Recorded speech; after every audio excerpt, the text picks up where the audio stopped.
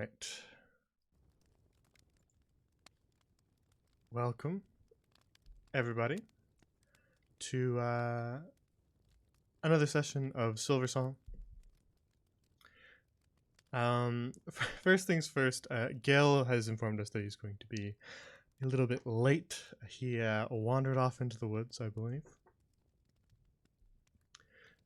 So while the party hunts him down, we're just going to be hanging out a little bit, but I didn't want to reschedule the session to like a later time or anything, and I can't particularly go much later tonight.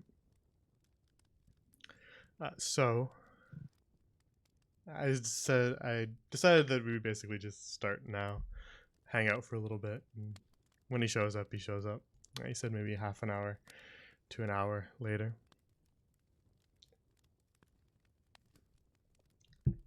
I don't think I have any bookkeeping things to do. We had a few sessions off last week,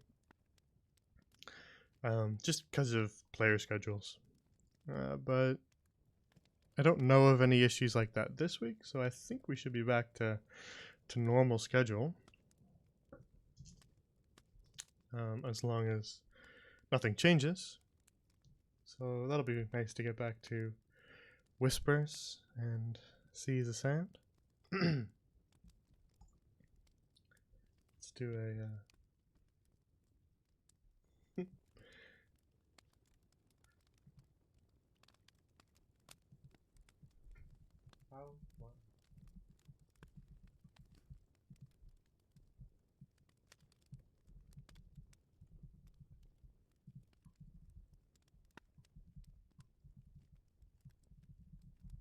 all right.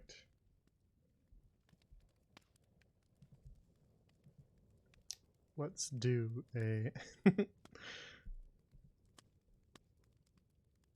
do a poll. I feel like I have to announce them now because everybody always misses them. I know it pops up at the top of the chat and kind of blends in with the rest of it, to be honest. So I'll try and make everyone aware when I'm starting one this time.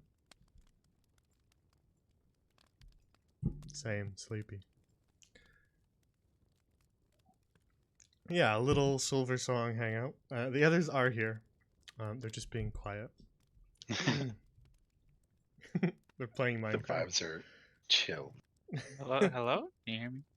Yeah. That doesn't even match how they died. Fell from a high place? Yep. Yeah. This has become a Minecraft stream, apparently.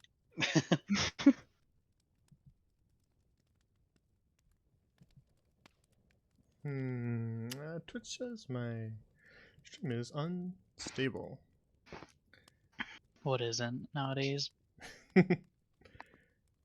So chat, it's on you guys to tell me what's going on, because they're not giving me a lot of information beyond unstable. It sounds alright. Yeah, it looked like it Looks was alright. freezing up Yeah. for a second there, but as long as you guys can hear, that's probably the most important part of D&D. Everybody has their unstable days stream. It's alright. When's mine gonna end?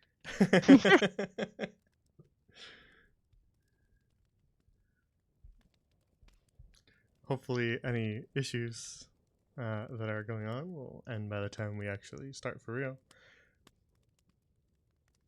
Let's add a quick refresh, see if it goes away, because it seems to be okay now. Well, now it says excellent.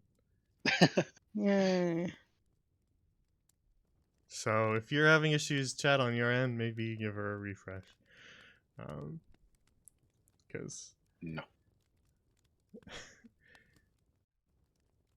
I think it was a little unstable for a second. The quality just dipped for a while. But I think the audio was okay.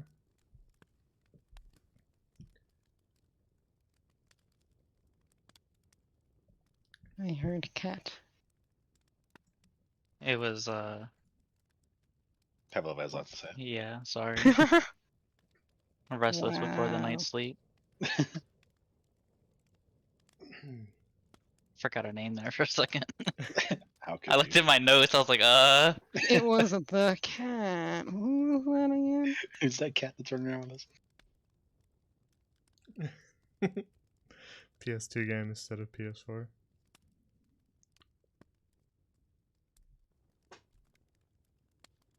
Well, I think it's okay now. We'll hope that it stays that way. Probably just a little blip. Cross our fingers and all that. Thank you guys for the 8 months again. I was muted and all when that happened, but thanks. Every time those update, I have a mini existential crisis because I'm like, has it been another month? yeah, A it's month has kind of. passed? Doesn't feel like it's been 8 months, but Exactly.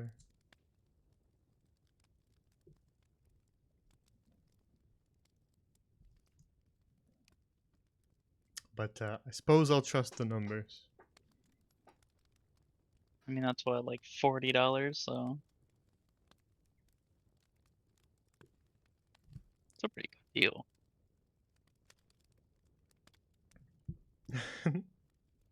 I'm supposed to know those things.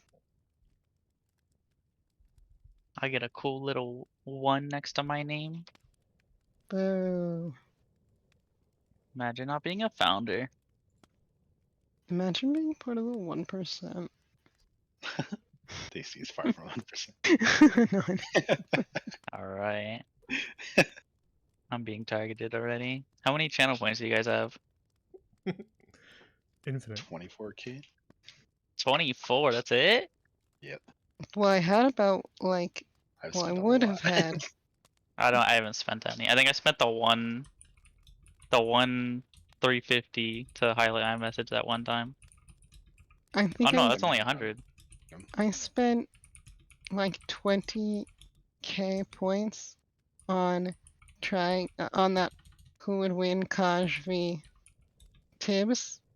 I I just didn't put spend any on that. I didn't want to cheat. I put 20 on Kaj, and I don't know what Nick did. Whack. I do not know what Nick did, but he beat that. So So you're telling me you spent all them points just to lose, bro? That's crazy.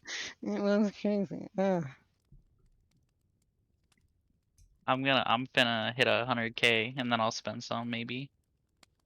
I like collecting them. Although I'm nowhere close, so. Sounds like quitter talk to me. Like, I'm only like a little over halfway there for that. And it's been how many fucking months? 8 months, so. At least 8.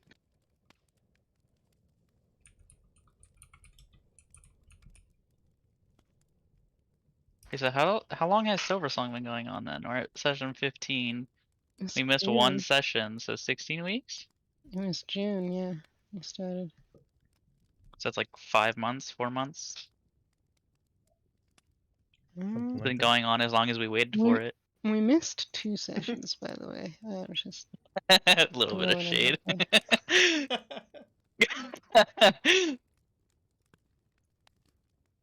Listen.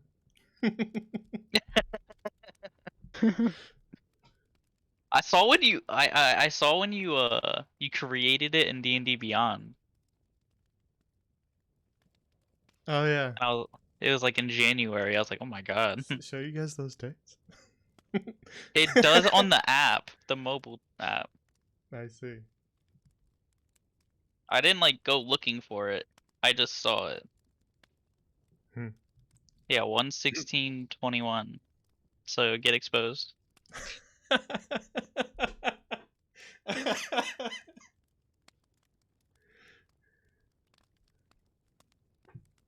Listen, I work on things for a very long time. I would hope so.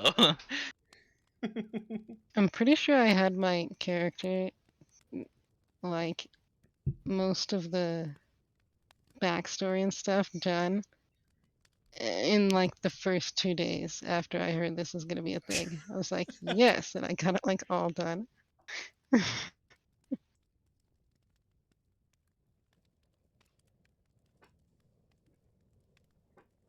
I was in call with all of you when I started making it.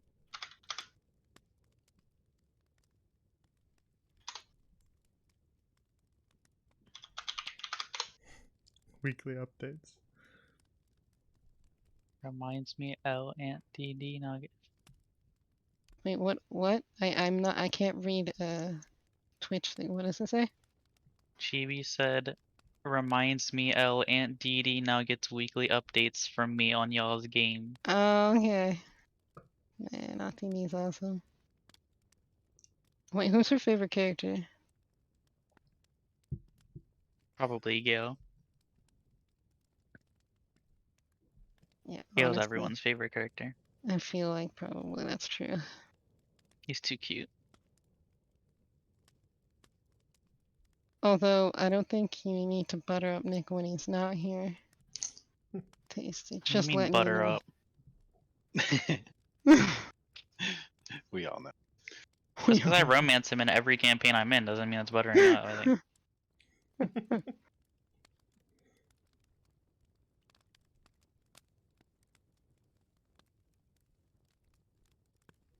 So far, it's Kaj, actually. Solid pick. Really nice. He does have a flaming sword. I know. And he is the champion. He's the one who killed the dude. He's Okay, the we hero. all killed the Okay, guy. but did we though? Did we? Yeah, though? we did. We all killed. I mean, one of us went down, but like that's no, I guess the point. It's interesting that the one who went down ate the It's also sword. So yeah, strange. exactly. You stand. greased the squeaky wheel, right? Why would you stand me? Don't do that. I just like flowers and shit. Grumpy flower boy.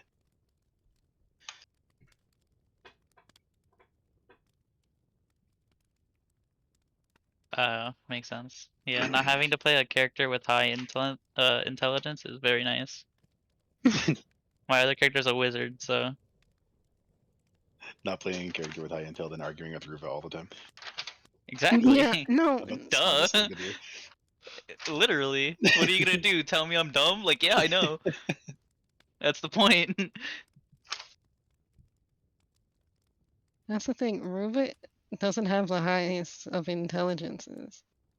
I bet it's higher than Tibbers, though. I would hope so, at least. I think she like talks stuff out and then hears the answer as she's being like, but I wonder why this is. Oh, I answered my own question. That's why if you're gonna play like an int character or like a caster or something that's supposed to be smart, you just make them obsessed with like one very specific thing, and then you could just have an excuse for them to be dumb about everything else. Like just they don't care about it. That's why. Yeah. Oh, I wish I did that.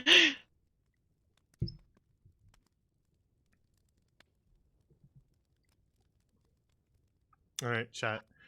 While we hang out, let's build an NPC.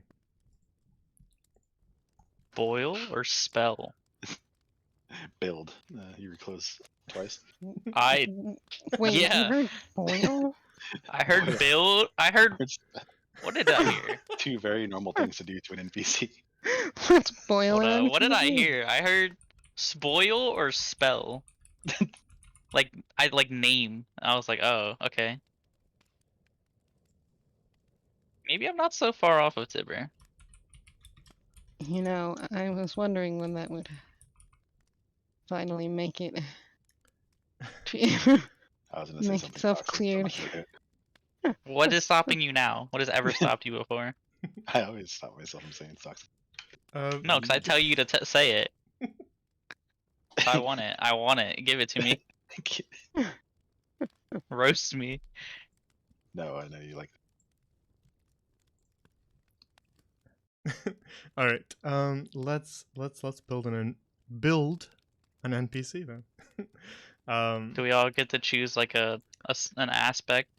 Yeah, that's the idea. I want the name. Hey, There's Hey. only two things that I have to qualify just because they have to fit into a place for the first one at least. We can do another one that's a little more free, but the first one has to be a male blacksmith because they're already written in my notes as that. Great. I want the name for this. No, the but name's Grady. everything else No. is up in the air at the moment. You can pick their D&D race, as long as it's the one we use, the ones we use in my world. And you can pick appearances, names. You can have one person pick the first name, one person pick the last name if you want. Aww. We can have one person can pick the whole name if it's a good one. We can have appearance quirks, personality quirks, all sorts of things. I guess they shouldn't be too young, I guess, since they own a blacksmith shop, so they can't be like a 5-year-old. But male blacksmith is the qualification that I have at the moment, and I reserve the right to veto anything you guys say if it's stupid. So wait, Yeah. is this actually a thing where you already have everything done and you want to see if we can guess it? No. So I veto- have that would nothing be written kinda down funny. other than this specific qualifier, just because they were already written in my notes as a blacksmith because I need to place them there. But everything else, you guys go off. Okay, so who's doing which aspect? Well, we can just everybody pick. Pop off. Yeah, just pop off with what you got. If we have Roll some the river. contests, I- we can do polls on them, and I'll enable channel points. I could give you like a whole character right now.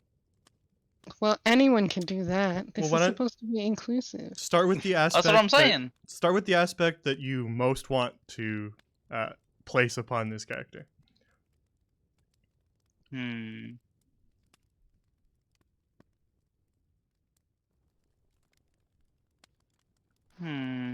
Welcome, Oliver Oswald. Yeah, you are new here. Thanks for the nice message. And yeah, I understand schedule issues for sure. We have plenty of those here too. But thanks for the follow. Thanks for stopping by. Anytime you have the time to watch, you're welcome here. But thanks for the kind wishes.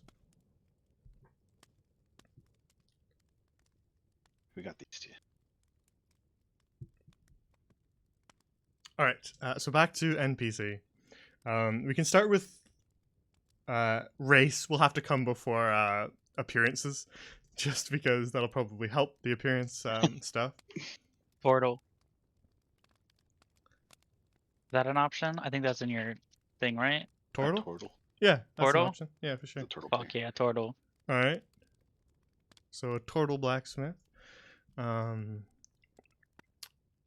That would, I guess that would also kind of change the name too. So we should do name after some of the other. That's why I was trying to pick that Yeah, first. race is everyone else race is would- definitely the first one. Yeah. Okay. All right, so it's now a turtle blacksmith, male. Dungeon Dragon Farm, but what we're doing here, if you just stopped in, we're building an NPC with everybody's input. So right now, all we have for the NPC is male. They're a turtle, and they are a blacksmith. That's it. But we're looking for names. We're looking for Wait. appearance quirks. Well, if you have a name, you can go ahead. Wait, no. I want to. I'm looking at your world anvil, and Yeah. under turtle, one of the name examples is Tibber. Was that? Really? Yeah, exactly how I spell it too. I Is think he that might really a be turtle? like within the actual 5e suggestions. Wow. Oh, fuck, am I unoriginal? Did I got that off a Wow. randomizer? Actually, Well, hang on. then- There's a wouldn't it- Tibber in one of the official adventure books too. Oh, what the fuck? It might be I think it might be Dragon of Icespire Peak or whatever that one's called. It might be that one. Holy! Oh my gosh. Dude, I literally was on a randomizer, and I took aspects of one name I liked and combined it with another one. Because I wanted to name him Gregor originally, but I didn't want to just straight up rip a name out of Fire Emblem. So I was like, I need something that's similar in syllables, and like has a harsh tone to it.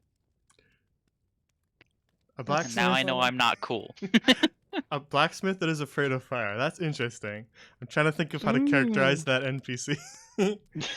They own a Is he forge. Okay, just- so this character does have an apprentice. I've already written the apprentice up. She's already got a whole thing, but so he does have an apprentice. So I guess it's possible that maybe he's a little afraid of the forge fire, and he just kind of lets her do stuff. That's she possible. runs the bellows. Yeah, that could be kind of a way to tie that in. Because if it was him solo, it'd be a little hard to make that work. It seems very inefficient. Yeah, so exactly. his shell probably is like scorched or something too, yeah. Yeah, you could have like a burn or something if you want to do that as another kind of physical quirk.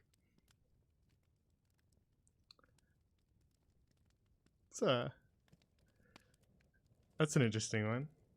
How is this guy even a blacksmith at that point? Afraid of fire and Could've blind. Very carefully. Like, you're just role playing a blacksmith. That's So he just pulls his role head into playing a as a shell every time blacksmith. he's doing it. Like, how does Well- he get stuff done? He could have been like a really great blacksmith, and then a terrible thing happened, and Yeah, that's now actually what he's I was afraid thinking. of fire and blood. Like someone could Yeah. have like, I don't know, branded his eyes shut or something. Yeah, Gotta we find a could, new That would do it. occupation. We could pull a compromise and say that he's lost one eye. Dungeon Dragon Farm. He's got. I sort of was a gonna say burn he on had the an side eye of his patch, face. so Wait, what if he had what is it called? Not tremor feel. What is that called? Tremor sense. Blind. Blind sight. Yeah. blind sight but no actual sight. So he'd still Blind be able sight to with do no stuff. eyes. He'd still be able to do stuff, right? I think you have to have eyes to have blind sight. But that makes no sense. Blind sight is like you can see that distance no matter what, not you I can thought it- see when you're blind. Then maybe I'm thinking of tremor feel then. Or whatever. Like, Tremor sense requires like vibrations. A lot of like worm type enemies and insect enemies have tremor sense because it's like when they're underground they can sense where you are. Is basically how they're explaining that. Mhm. Blind sight is like the amount that you can see while you're blind. So Oh. something with blind sight would be able to see relatively well. It's usually used in like the sort of cliche concept of like the blind sword master who can like sense you coming. That's I think the general idea of blind sight. Oh. It's A lot of usually not. bosses also have It's it. usually not a very big range. It's kind of more limited than traditionally just seeing stuff. But with the trade-off that no one can take your vision away. With the tremor thing though, you could kind of interesting with it and have it so he made like custom tools around his shell to help him with it. I Oh, yeah. suppose that'd be a Or little just hard make to, him- to convey, I think, to players. Yeah, that's true. Make him have magical abilities so he can sense, and he only makes magic items, so he can Mm. always sense where the stuff is. Well, we can't have him do that. Oh, That's they would not be No. able to afford anything in his shop if that was true. Oh, that's Um, funny. This is a starter blacksmith in a small town. so then it would make sense. All of his stuff is just terrible. If he can't see and he's afraid of fire, it's literally like He used to be great, but time has passed him by. So yeah, I think we'll stick with he's got kind of some burns on him. Maybe he's lost an eye. I'll pencil that down. And so he's difficulty seeing, and has a bit of a fire phobia from this burn that he's received. What about any other personality quirks? Maybe something just that can be unrelated to the fire thing. Doesn't have to be tying in with that. Just something else he does. Even just something like he's grumpy or he whatever. Just a general demeanor.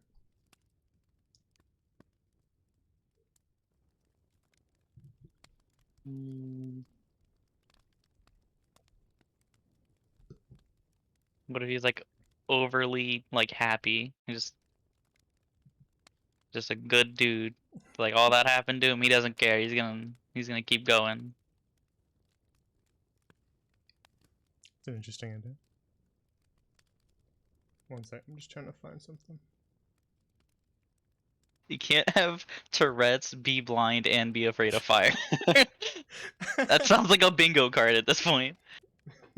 Yeah, we don't want to over design What the are you doing to this character poor because Exactly. Like, because then basically um there'll be too much. You need kind of like 1 to 2 things to sort of characterize an NPC so that players kind of remember, oh yeah, that's that old turtle with the scars. get into like player character territory. But if he's got too many things, then it just kind of feels like, a little too complex for a very simple NPC. I was trying to find where I wrote down.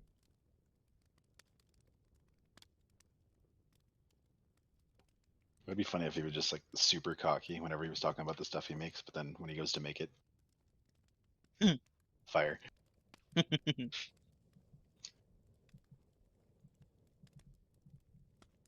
right, race. We This guy got already does appearance not like quirk. Kaj. We got personality quirks. So we need a name. So we can think of one of those. Now, turtles have kind of more specific name conventions. So his name wouldn't be like Joseph Wright or something like that. Typically, they don't often He was use adopted. they don't often use last names really at all.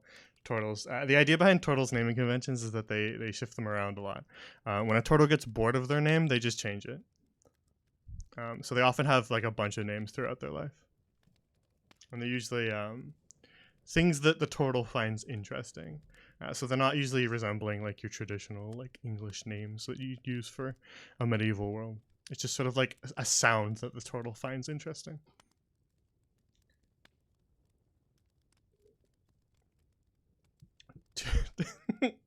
It can't be an obvious pun. We need the players to at least be able to take the world seriously. If the players like to make jokes, that's great. But I need to be here to sort of encourage the world to be taken seriously so that they can make the jokes. If I make too many jokes, then the world starts to feel like a joke.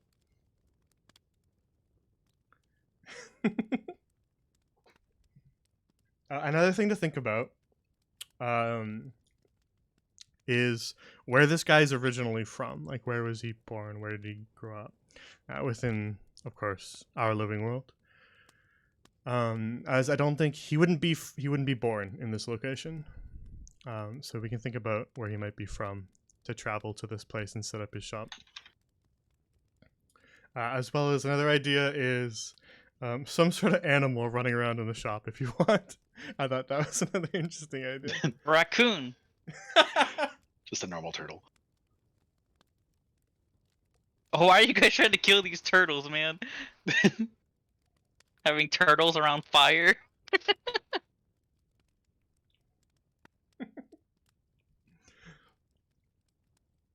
Is Temper Woodchuck a name? Sounds like a band. Or is it a personality quirk and animal in the shop? A woodchuck named Temper.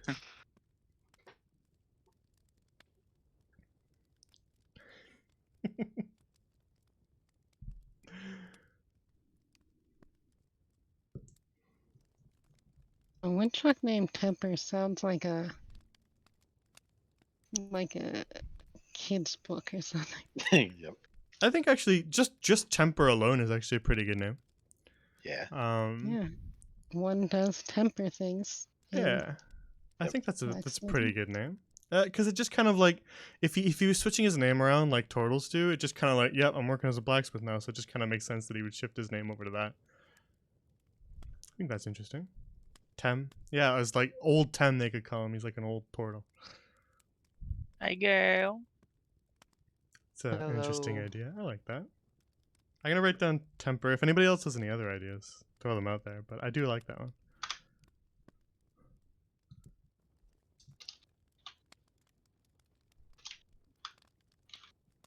All right. Oh, we got Gail here, so we can get started since I don't want to eat up more session time. So we can put a pause on that. If you do get more ideas, you can just come to the next stream and send them to me.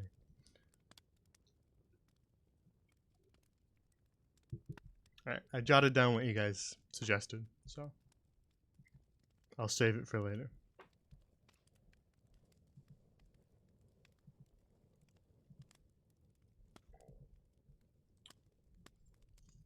All right. So now that Gail is here, we will get started. Let me get our little summary there for those who are uninitiated into what's going on in Silversong. They're hunting for a mystical lyre that nice. That is said. Chat, you'll see what happened later. They're hunting for a mystical lyre that is said to cure diseases because the benefactor of their orphanage has a mysterious disease called Silvervein. And that lead led them to a group of researchers who are also looking into the lyre, who were doing some research in an old dragonborn monastery. Now, when they found the researchers, they were all deceased. They'd been killed Crazy. by masked assassins. And after looking around the monastery, they found half of an old keystone, something ancient that had some magic to it. And some clues within the Dragonborn monastery called the Lanthrios Karst had led them to believe that perhaps what they were looking for laid beyond the door or what have you, that was sealed by this keystone. So in search for the other half of the keystone, as they will need both halves to continue, they were led to believe that they may receive aid in a large city called Glory Bell by their travel companion Pavlova Palmerston, the cat girl apprentice researcher, the only researcher to survive. As palm like a palm tree, Palmerston. And sorry, I must look weird to chat when I'm talking to your messages because they can't see these yet. But Pavlova believed that they may be able to find some aid as an old archaeomancer that she used to work for when she was younger looked into ancient artifacts and may have some sort of lead on where to find a keystone half similar to the one they currently possess. So they traveled from the eastern coast of Middlemere, the kingdom they're in, to a little bit further inland, heading west to Glory Bell, the big city, which took them through rolling grassy hills known as Sunnyside. And on their travels, they met other people sick with Silvervein, as well as a little ambush from some masked assassins who resembled the description of the ones who attacked the researchers.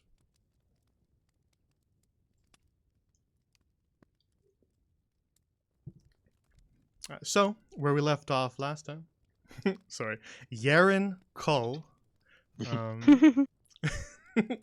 was the old champion of the Silver Hunt, one of the religious leaders at the Dragonborn Monastery, if you are wondering. His name is not spelled the way that they will spell it in chat. Do not believe their lies. But yeah, so previously on the very last session, we ended off with the party having defeated those assassins, trying to interrogate one of them, but as soon as he started to talk, he was killed by some mysterious magic. And they didn't end up learning all that much. So continuing their way to Glory Bell, relatively close to arriving now, they decide to camp for the night off the beaten path out in the woods a little bit, as they do not want to get attacked by more assassins. There you go. So let's get back into it.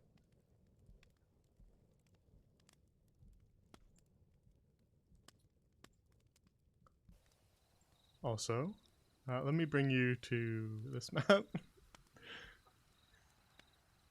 I made you guys an off the beaten path map since we didn't have one last time. Yeah. So, the four of you and your companion Pavlova made your way off the road to nestle into the trees a little bit to avoid another ambush by any more masked assassins. And you gave Pavlova your one remaining tent, and she crawled inside and drifted off to sleep. And the rest of you discussed taking shifts for a watch in the night. And that was where we left off.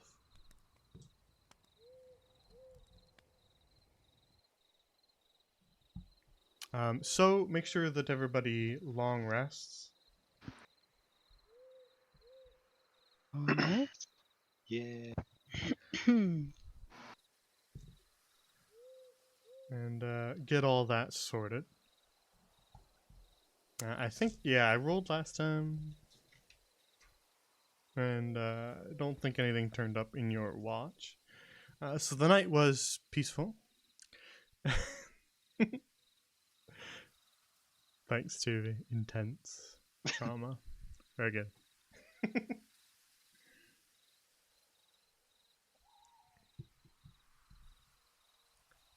Indeed, yes. Some of them are pretty severely injured at this moment, so make sure that you take the chance to heal up. Get your rest.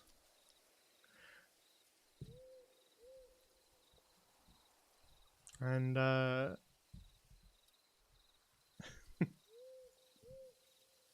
took a whole 5 damage, but also spent the entire fight laughing on the ground.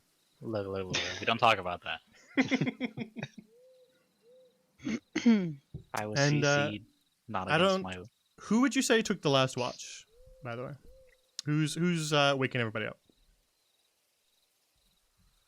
Probably Ruva. That's been Yeah, Ruby usually, I yeah. was gonna Like to say do that shit. probably Ruva. All right. Weirdo. Then the rest of you are sleeping, and Ruva, you are keeping watch into the early hours of the morning as the sun begins to rise up above the trees and fill the forest with light. And as you sort of sit by debating whether or not it's early enough to wake the others, you begin to notice some noises. First, just kind of the rustling of grass and bushes off in the distance, which snaps you to attention.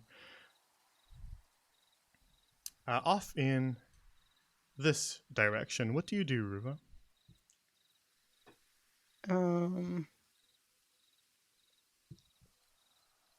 Can like they if I do like a perception check, can Mhm. they like Yeah, you can make a perception see check if you want. okay.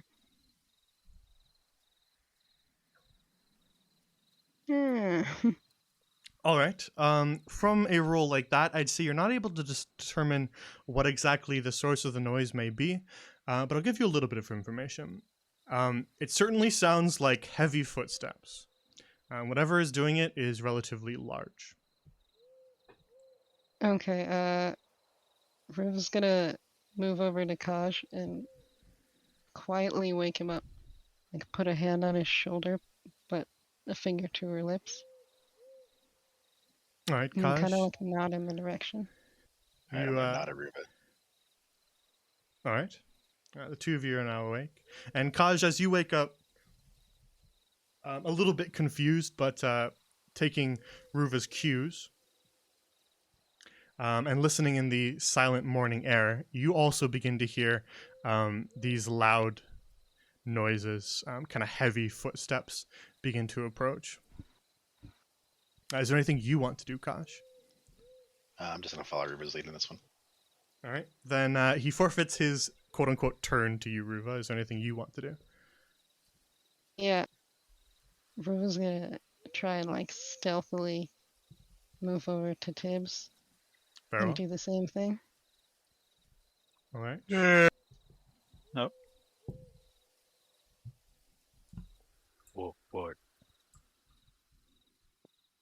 I think someone's coming Where?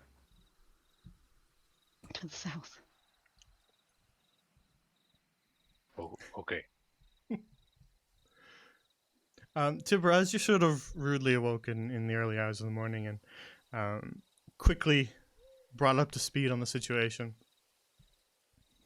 you look off to the south to where they're saying these noises are coming from and kind of strain your ears to listen. And you too begin to hear these noises, growing ever louder as branches break below heavy feet. And then, in between a gap in the trees, you see a shape move.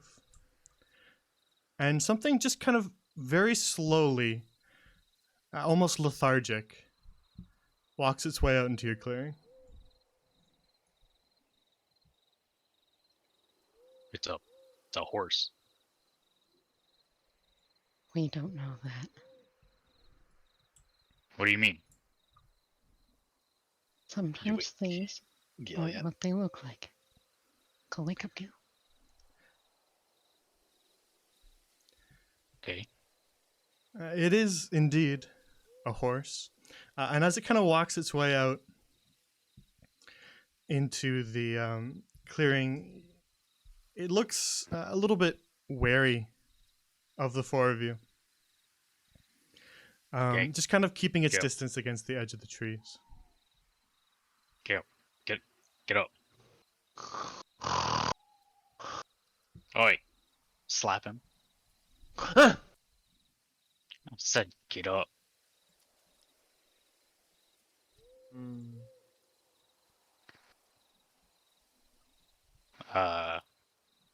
You want me to check it out? I mean, I'll go up to it. Flip. Is Hard. that something new? Yeah, can you watch my back? While It's a horse. Oh, Yes. Okay. Gil. Be careful, Gil. I'm trying I mean, to just- slowly move towards it, not to scare. All right. Uh,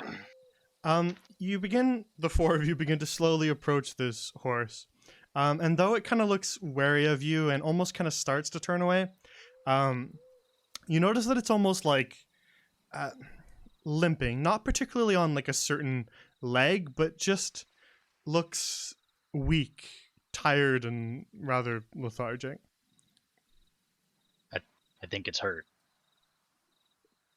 One of you can make a medicine check if you wish. I'll help Gaj if he wants to do it. Okay. Guys, you can have an advantage.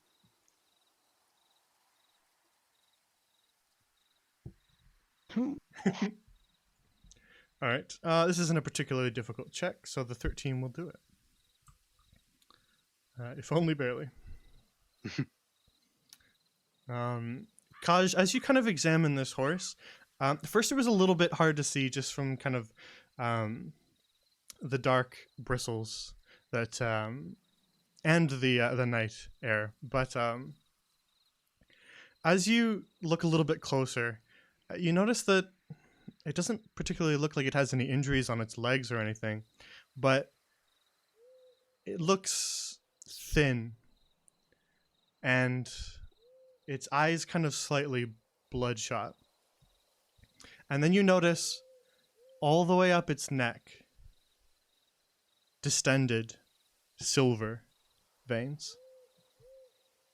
Oh, shit. Or the same. You see this, Riva?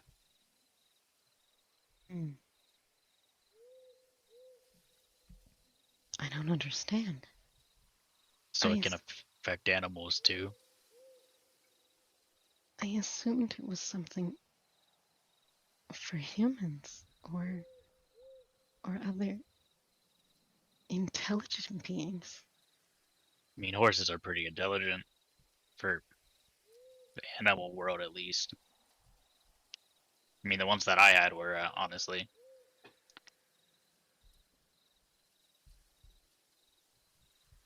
I'll hold my hand out to it. You hold out your hand, and it just sort of weakly nudges its nose up against your hand. Really, Wow. Tibbs? You're Does it have fine like with this a one, saddle haven't and stuff on it? It's pretty nice, to be honest. I mean, it's pretty cute. What's that, Kaj? Does it have like a saddle and stuff on it? It doesn't have a saddle, but it has kind of a harness up around its head. It's clearly not just a wild horse. Okay. You're so inconsistent. What You do you got mean? mad at me for being nice to an old lady, but now you're approaching a horse that has the same thing?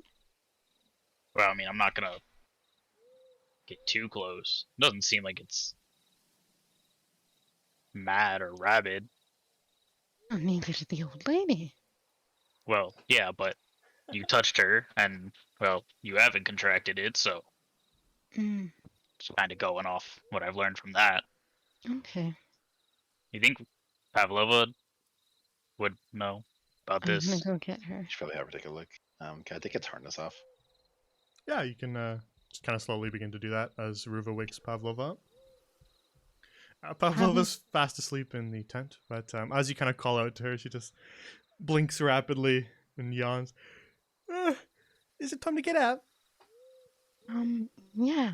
We have a friend we need you to come look at. A friend? What? She just kind of blinks herself awake and looks around. Is that a horse? So far, I've named him Dominic, but I don't know what his name is.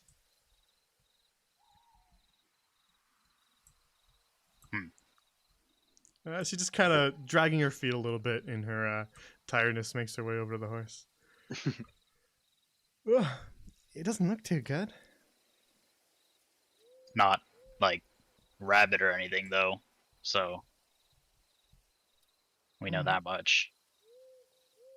Yes, and you all have seen the veins too, right? Yeah, You think it's Gosh. silver vein? gotta be. I suppose so. I wonder if it affects animals like it does humans. Well, Eh. suppose we have to assume so then.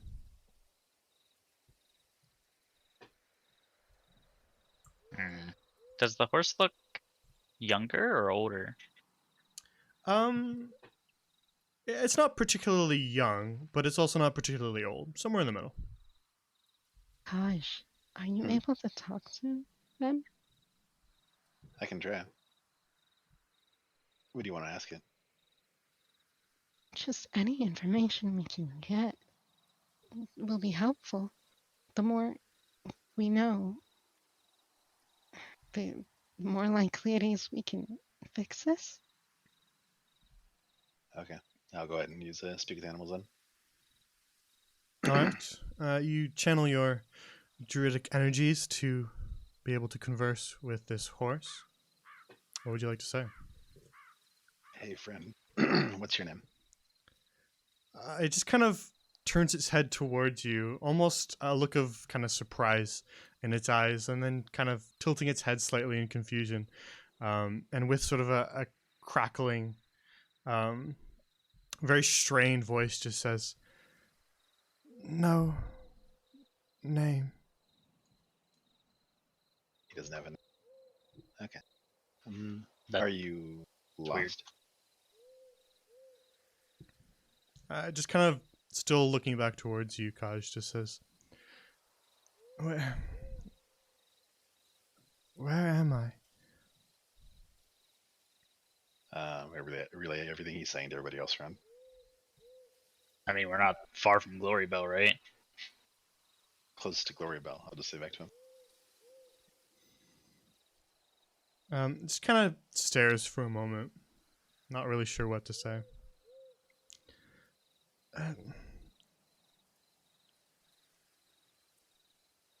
Where's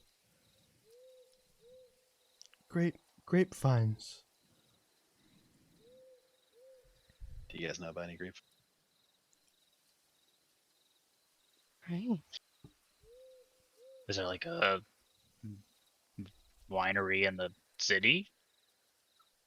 No, wineries tend to be in Or like outside the countryside. city? A winery? Why exactly are you talking about that? Pablo speaks up. He asked where's grapevines. Well, do you think he's referring to Belissander? The vineyards? Near there? That would make Oh, sense. that would indeed. Can you ask it if it's from Belissander? Though I don't know. Yeah, I ask him. Alright. You relay Pavlo's question to the horse. And it just sort of looks at you again, a little bit confused, and says, I'm from grapevines. He says he's from grapevines. Well, Sounds like Pelisander then. I suppose I don't know of any other grapevines in this area. So I suppose that's our best guess. How far away is that? From where we are right now, not too far. We should pass right by it on our way to Glory Bell. I was actually hoping we could stop there. I don't see why not. Are we okay with helping him along to get there? Yeah, I mean, I can handle him.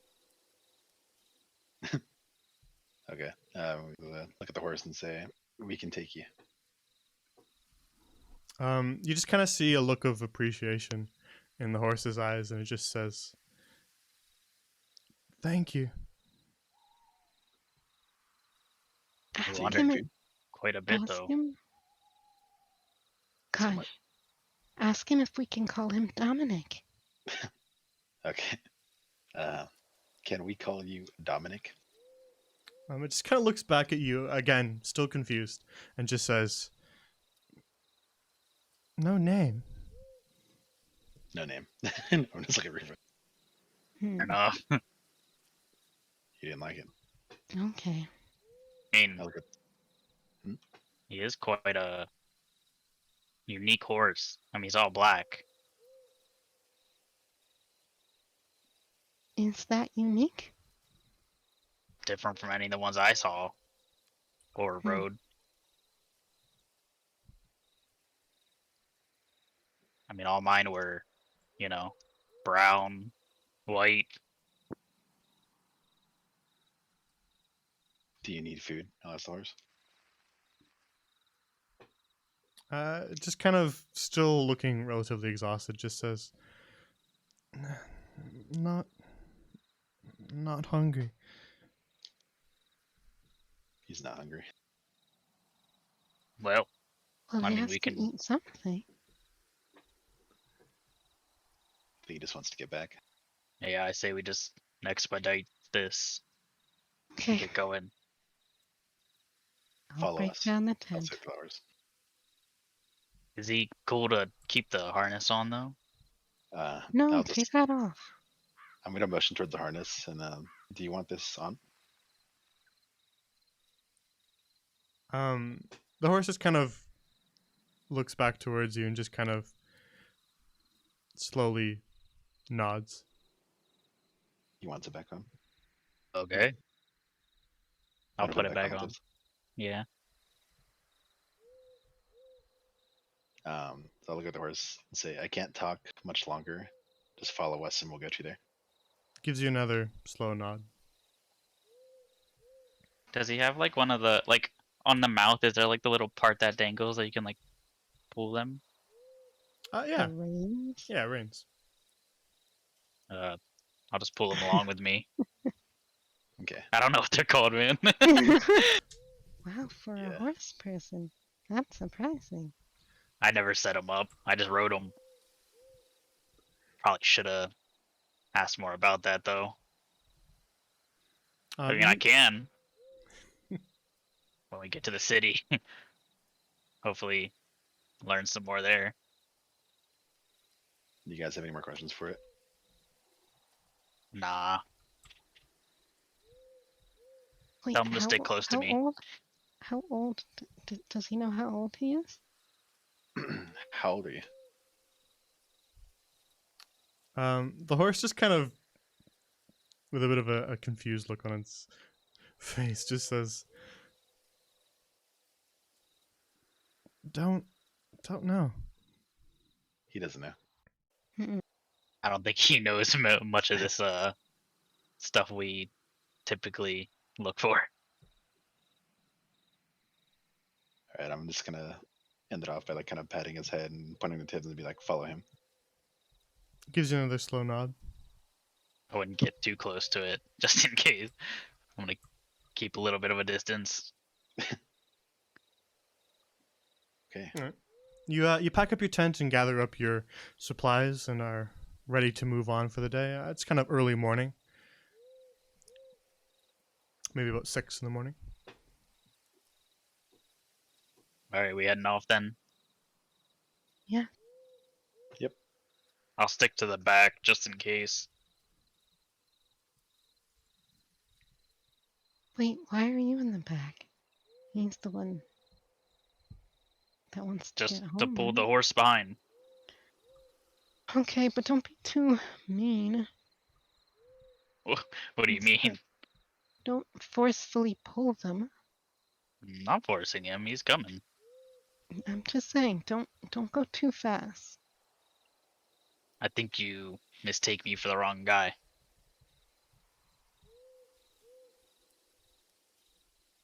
So the horse just kind of, at a much slower pace than a usual horse would, a more healthy horse would, trots along just kind of very slowly behind you, following closely behind Tibber. Yeah, I'm not gonna As- walk too fast. Yeah, it just keeps pace with you. It's not able to walk very quickly, but you guys make your way back out of the forest and down a few gentle slopes towards that old roadside camp that you were at before, to relocate the road to continue your journey. Let's get rid of all this. So is Belisandre, like, are we going through it on our way? Or is it like a little bit of a detour? Well, it's sort of like a small town, if you will, and then there's a lot of sort of hills that have these grapevines that go off a ways, kind of north a bit, if that makes sense. Yeah, sure. So we should pass by at least some of the buildings on our way. Alright, fair enough. How far away is it from where we are right now? I'm not entirely sure, but I think we should reach it maybe just after midday. Sounds good.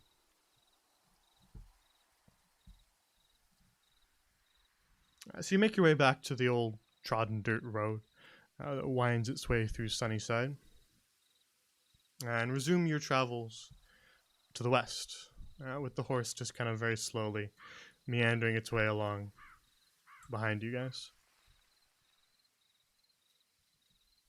And Gail, I'm assuming you're coming too. Oh, yes.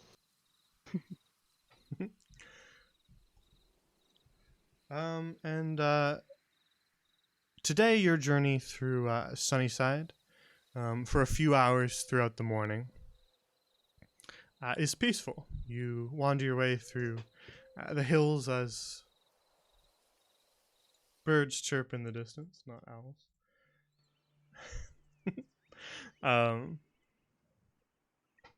Occasionally you see some birds flitter overhead, making their way from sort of bunches of trees on one side to the other side of the old dirt path. And you don't really pass by anybody either. It's a quiet day on the road. No more broken down wagons or aurochs blocking your path. And as you approach midday, you can see off, as you crest a hill in the distance, you can see a long expanse along the side of a few hills of growing trellised grapevines. There is a massive amount of them, and nestled kind of within them along the hillside, you can see some old huts with smoke just kind of gently floating up from the chimneys.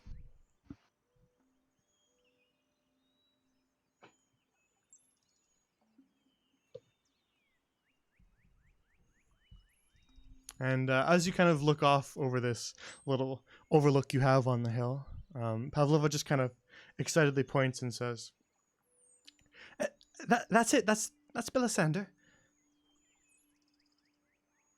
Won't be too Right. long before we're there." Maybe they'll give us some wine. I'm Well, gonna give Tibbs a concerned look at that. I imagine they have quite a lot of wine. Hey, man. I feel like we should have taken that barrel all the way back. You're still thinking about that? Occasionally. Mostly when I'm eating. Could use a nice wine skin, you know? Fortunately stuck with water most of the time. You guys want to get, like, fucked up in Glory Bow? I feel like it's only fair, right? First night in. See if there's anything worth celebrating. Can't leave me alone. I don't look sad. Come on, man, please. So as you make your way along the hillside, you quickly approach a small cottage nestled within the vineyards, with a young red-haired elven man just kind of gathering up some equipment. Said he's elven. Indeed, he has pointed ears. Could be a white goblin. You never know. Keep your eye out. An albino goblin.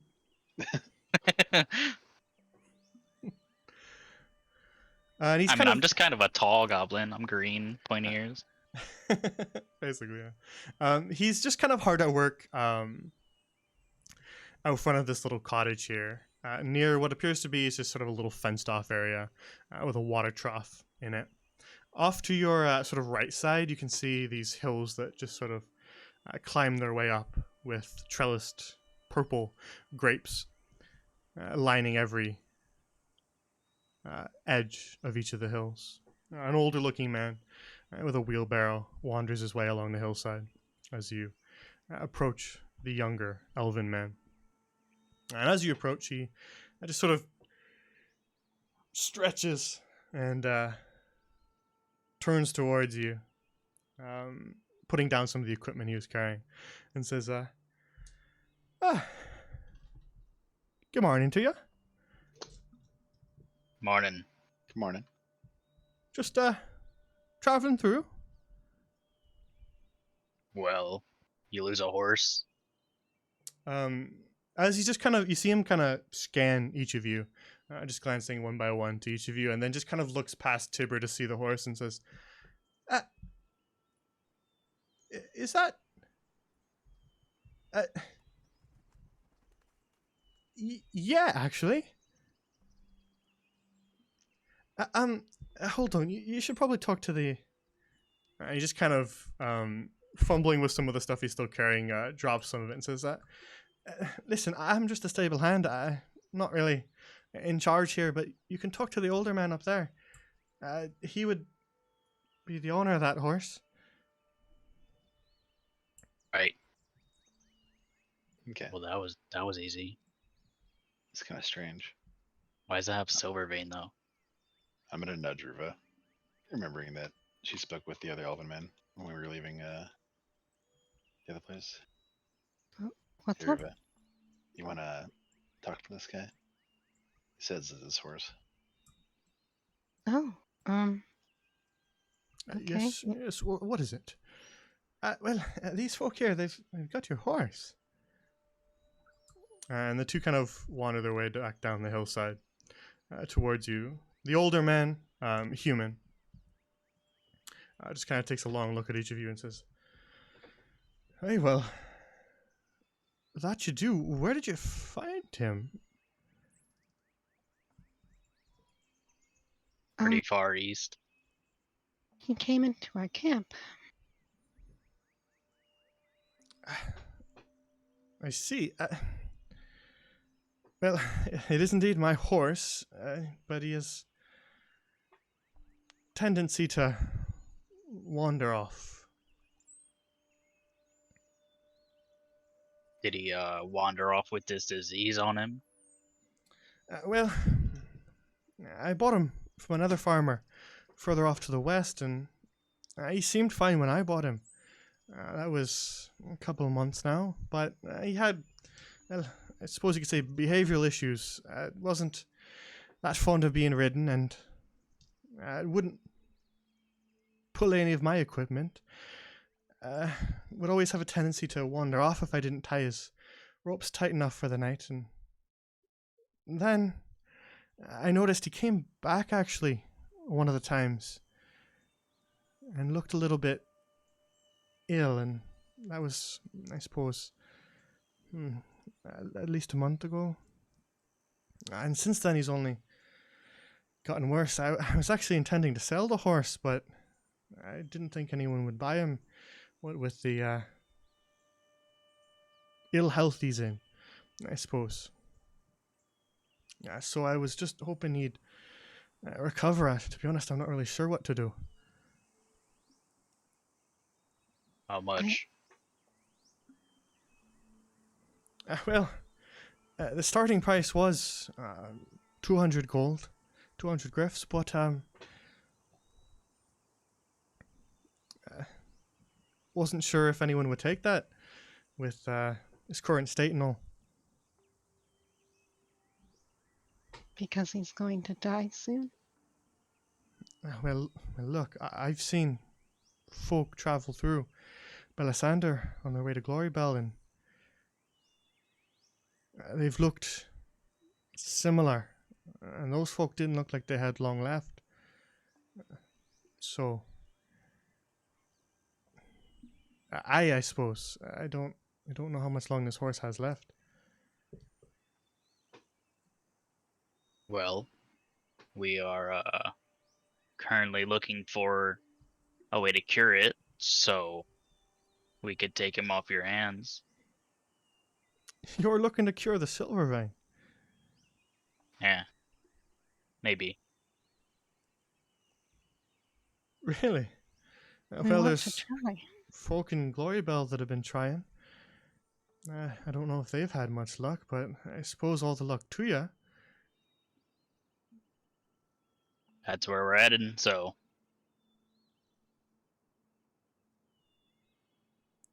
Uh, hmm. Look, I was planning on selling the horse anyway, so my good conscience won't let me sell you something that I know is gonna die. But if you succeeded, if you could make the horse healthy again, I'd knock some griffs off the price.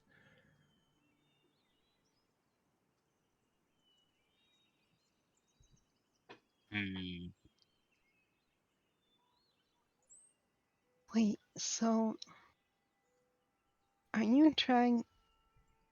Wait, I don't understand. So if we take the horse and make it better, then you'll sell it to us for slightly less because we cured the horse? Well, I hate to see the thing suffer. I was planning on selling it anyway.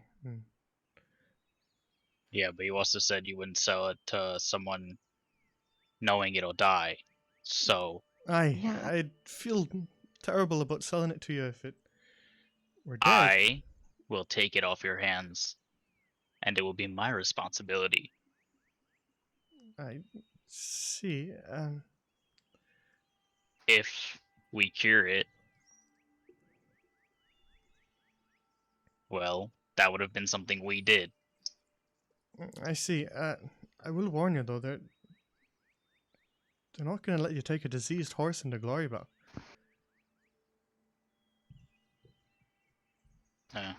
We'll figure it out. Don't have to take it into Glory Bow. You can I- always just take the cure outside and cure him that way. I suppose that's another option. You could leave the horse here. I'll feed him and water him and all till you get back if you do manage to cure it. But again, I'm not really sure that's possible.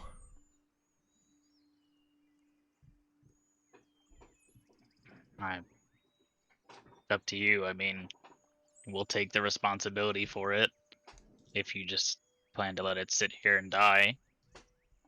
Well, I wasn't planning to let it sit here and die. I'd treat it well, but I've not seen anyone recover from Silvervein yet. Right, but you also said it doesn't do any work, so who's gonna buy a diseased horse that doesn't work? Well, that's exactly why I couldn't sell it. Right. So Wait, so how about we just do you a favor and take the horse, and that way you don't have to worry about it anymore. that was what I was trying to say. I 10 suppose. gold. I suppose, but again, Can Ruva try to use persuasion on yeah, this? of course. Yeah. Damn. Damn, yeah.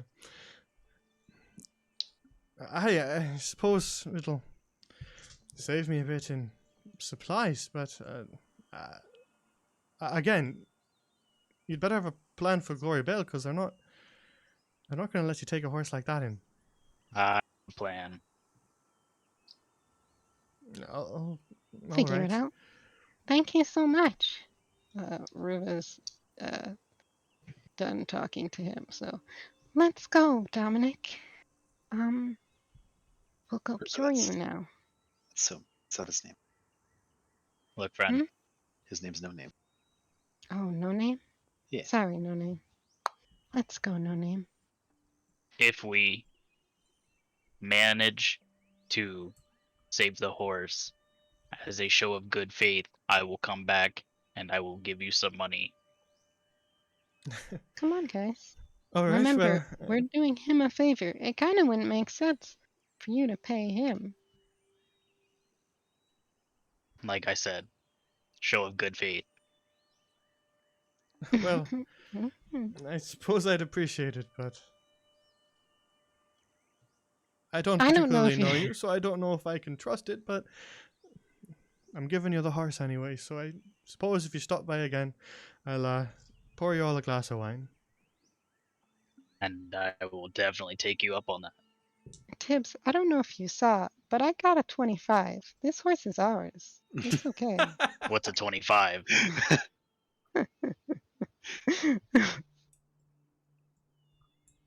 Ruva's gonna try and take the reins and start moving. Come on, Gil. And Pavlova.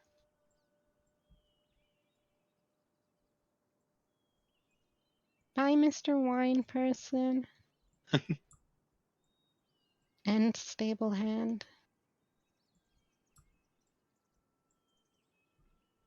I'll give him 10 gold. I was also Okay. going to give him 10 gold. All right. Well, thank you, I suppose. It's a sign of good faith. All right. Well, I appreciate it. When we come back, that wine better be damn good. Well, this is Belisander. It's the best wine in all the kingdom. Fucking better be. I'm looking forward to it. Actually, I was going to ask you two about something. You're all from Belisander. You've probably heard the story at least about the Bard of Belisander. As soon as Pavlova brings it up, the older man just kind of rolls his eyes and goes, this story again. Elia, you can handle this one. I'm going back to work. And just sort of walks his way back up the hill. Damn. And the the younger elven man, Elia, just sort of looks towards the three of you who are still standing here. And says,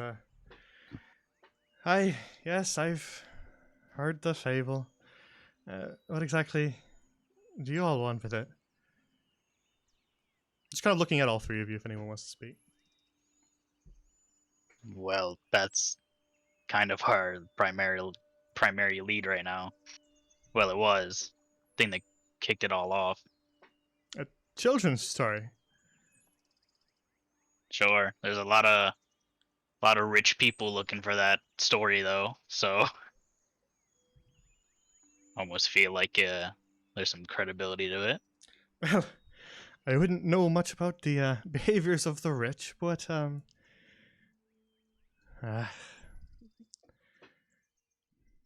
you all sound like my grandfather. Listen, Is that a good thing? I don't want anything to do with this. I've heard plenty enough about it in my days, but grandfather would probably appreciate talking to you, if only just to make him happy for today. And where would he be? On the western side of town, there's a building up the hills to the north side. That's my house. He lives in the attic. He doesn't get out much. Put the old man in the attic? I can walk you there if you'd like. Finish my duties for a moment so I can walk you over there. Sure.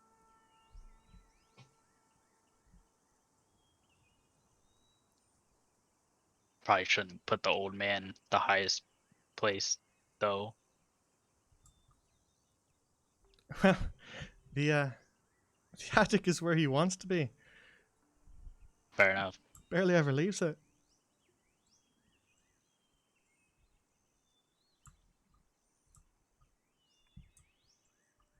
And so the others kind of catch up with Kaj, you, and Ruva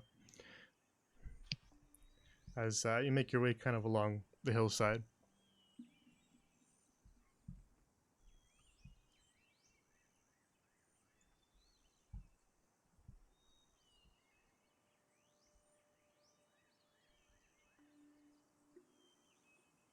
Actually, let's take a little 2-minute break before we get into something else.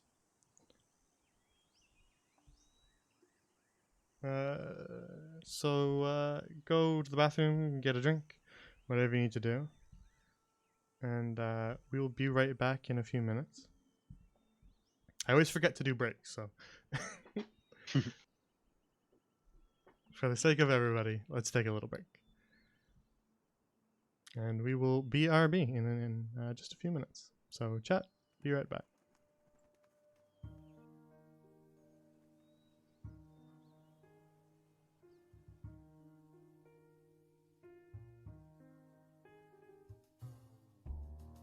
I'm gonna have a song from Holes stuck in my head.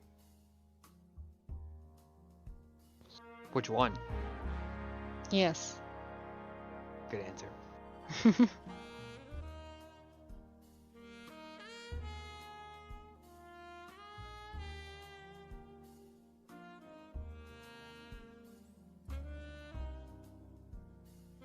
Strangely, when I think of Holes, the first song I think of is what was it? I think it's called Money Back. Get your money back sometime. Down. Come on, baby, down. Wasn't that the one that when they're like riding in it? Honey. That's what it was. Yes. When she's coming by. It's called Honey. That's what it was. At least I'm pretty sure it's called Honey. But yeah, it's the scene where you meet the warden for the first time. Yeah, She's yeah. driving by in the sand dunes looking badass.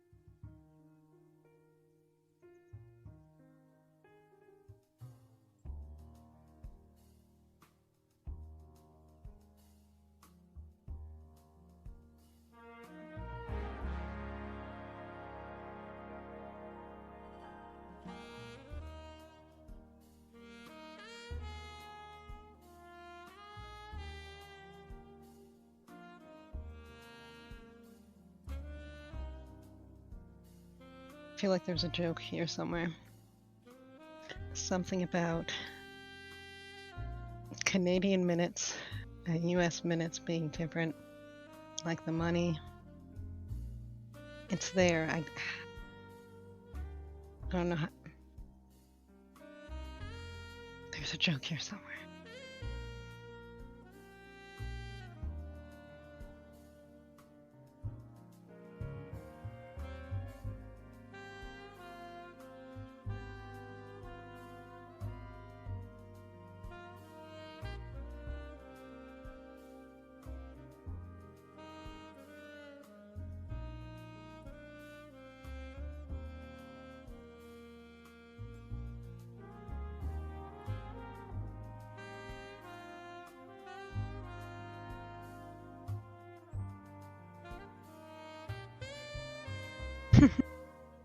No.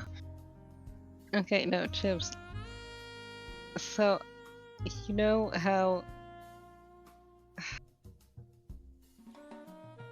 the rate of currency between Canada and the US is different? Nah, I don't know. Also, apparently they changed daylight savings time this year or something. What? Stupid.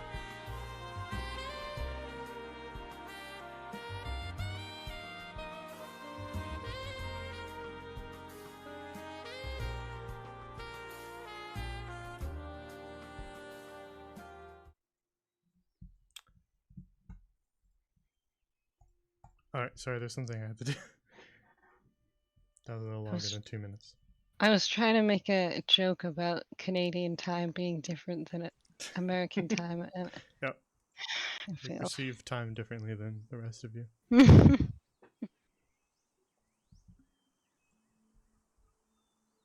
Are we missing anybody? Nope. Wait. Alrighty. Then let's get back into it.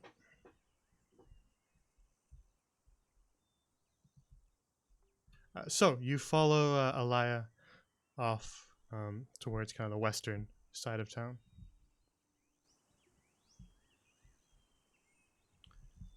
And he leads you along through twisting trellised grapevines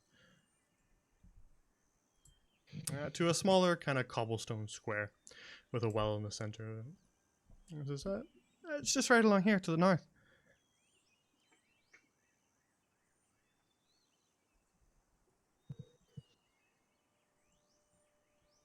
What's your name, by the way? Me.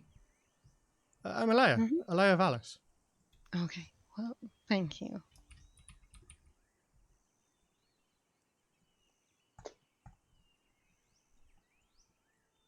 My house is just this one right there. Just kind of skips his way along towards this house. There we are. I'm gonna look back at Dibs and be like, wait, why are we following this? His grandpa wants to talk. I think Ruva should handle that though. Yeah, probably.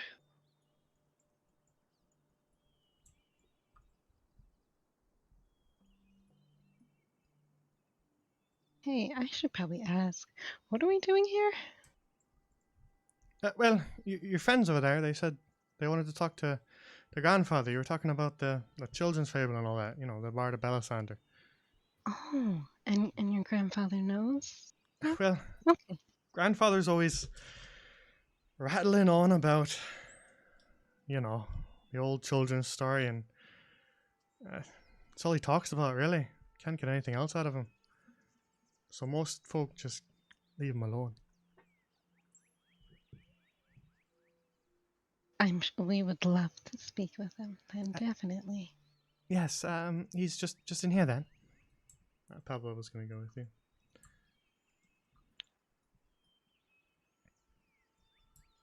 The horse just kind of trots along behind you, Tiver, just following you and waiting.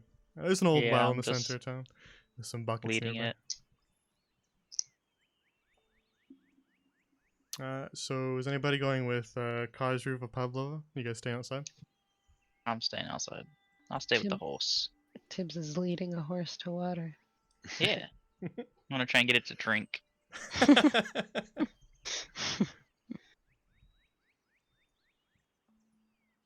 Maybe Alright. eat some grapes. The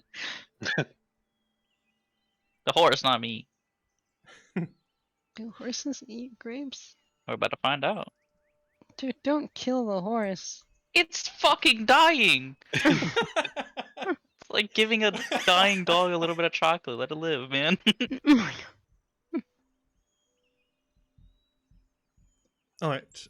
So Elia leads you into the house. It's just kind of a small little humble cabin with a fire roaring in the hearth, and just kind of makes his way off towards some stairs in the corner. And you just kind of see him lean, looking up the stairs, and just kind of call out, "Grandfather, there's some people here who you probably want to talk to." And you just kind of hear some grumbling and groaning from upstairs. Not particularly intelligible.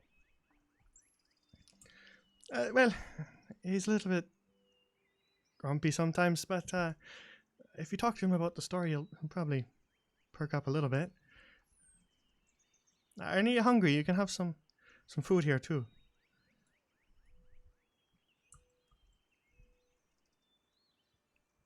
Yeah.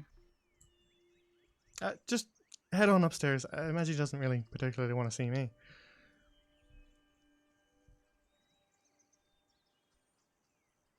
We'll head up the stairs. Pavlova will follow you.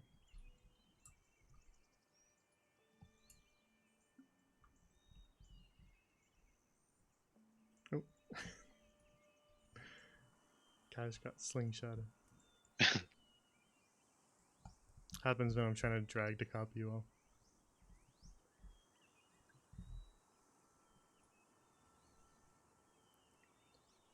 Alright. So the three of you make your way up to a rather dimly lit, dusty attic.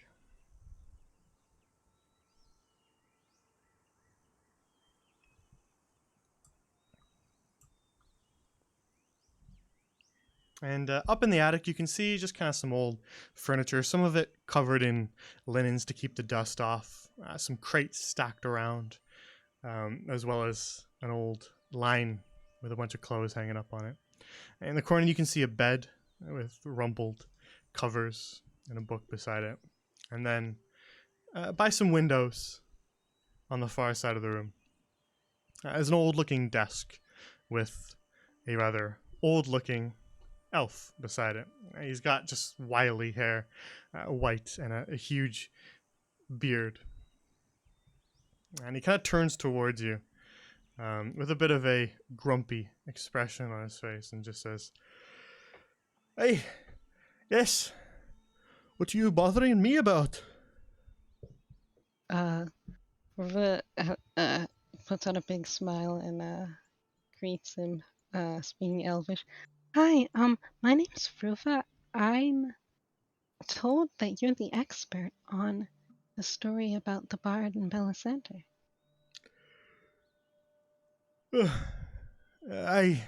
What, you here to make fun of me again? Want to hear the old man talk about children's stories, is that it? Actually, we're here for the exact opposite.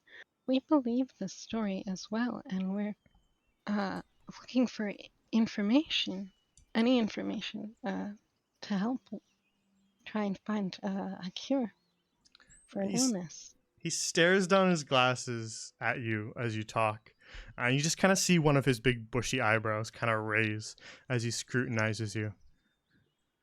You're not pulling my leg. You're not gonna turn it all around and laugh at me once I start talking, are you?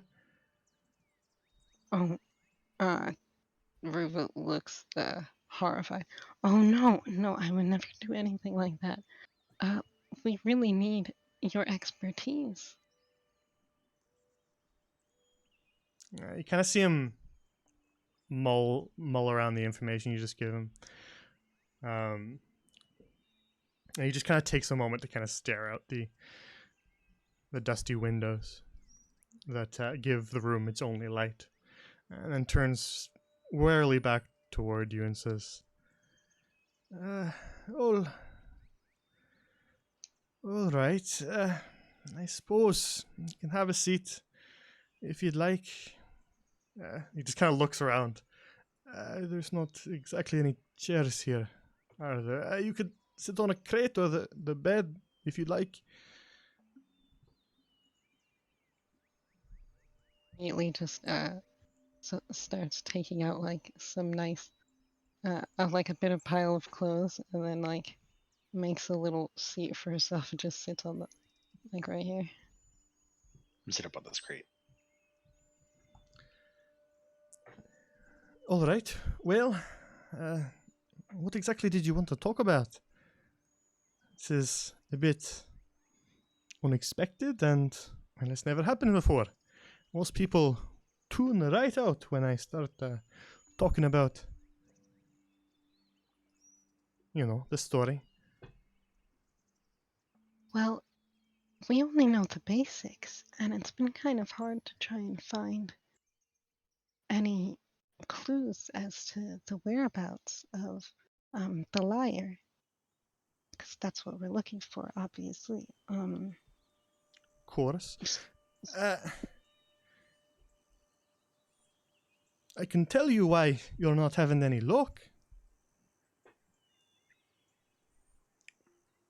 Oh, please do.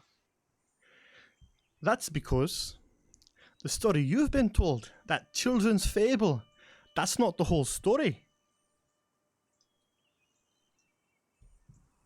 Ruva's eyes widen and she like leans in to listen closer. Aye. He kind of picks up on the fact that you're interested, and he kind of looks a little bit more chipper now. Aye. You've only been told half of it, but there's more to it. And he just kind of pauses for a moment, lets out just a dusty old cough, not anything too violent. And then kind of begins to talk. Now, the old story you've been told, this bard with magical powers grows up and then decides to travel along the road, right? That's what you've been told. Mm-hmm.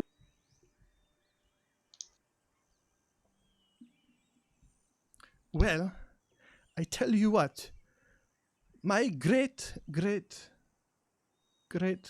no, was there one more, or was it one less?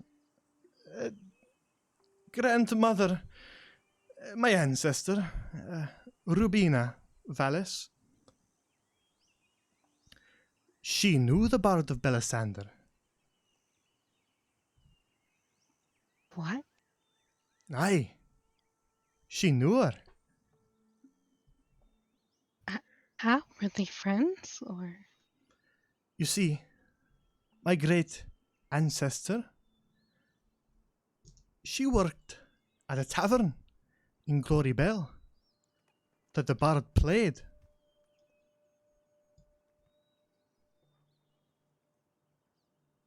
So they used to just play in taverns and stuff?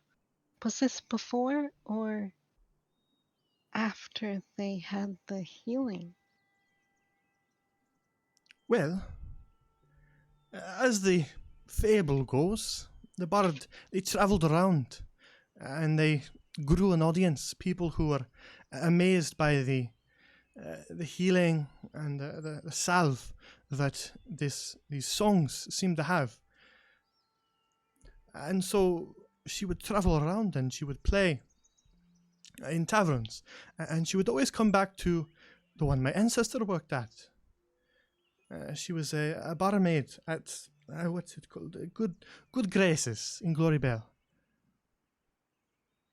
Good graces. And you see, she would get to talking with the bard. Late nights after she'd finished performances, when they'd been drinking. And my ancestor, one night, the bard told her life story. And then she told her children, and then they told their children, and then you see him kind of count on his fingers. Somewhere along the line, it came to me, you see. Wow. So you guys, you and your ancestors, are some of the only people who know the true story? Indeed, once it became a children's story, everybody just thought it was fable. And no matter how much my father, my mother, my grandmother and all them, no matter how much they talked about it, everyone went, yes, we've heard the fable, and they just ignored us. But I know the truth. I'm the last person who does. So what was in this story? Well, that's right where we're getting to. You see, I even know the bard's name. Name? Indeed. And he just kind of... What is it? He turns his chair towards you, and you see him kind of settle into his storyteller mode. Clearly quite pleased that he finally has a bit of a captive audience that is actually paying attention. You just kind of, you see him straighten his robes, brush his beard slightly, and then he begins to talk. And he says, the bard of Belisandre, their true name was Casadora. And you see, Casadora was the daughter of a farmer and his wife, and they lived right here in Belisandre. How she got her name, of course. But you see, her father passed away when she was quite young, and so she was raised by her mother alone. Casadora learned at a young age that she had a knack for music and quickly picked up all sorts of instruments. And with those instruments came magic, first small, minor tricks, and slowly began to grow. And this was when she learned she could perform healing magic with her songs. However, her mother was a superstitious sort. She feared magic. As Casadora's magic flourished, her mother became paranoid, deranged, fearing her daughter would invite evil with her music. And then one day, when Casadora attempted to show her mother a magical trick that she just learned, her mother attacked her viciously, clawing at her face with her nails. And so Casadora fled her house, fled Belisandre entirely. Can you believe that? Kin trying to kill their own. A sad story.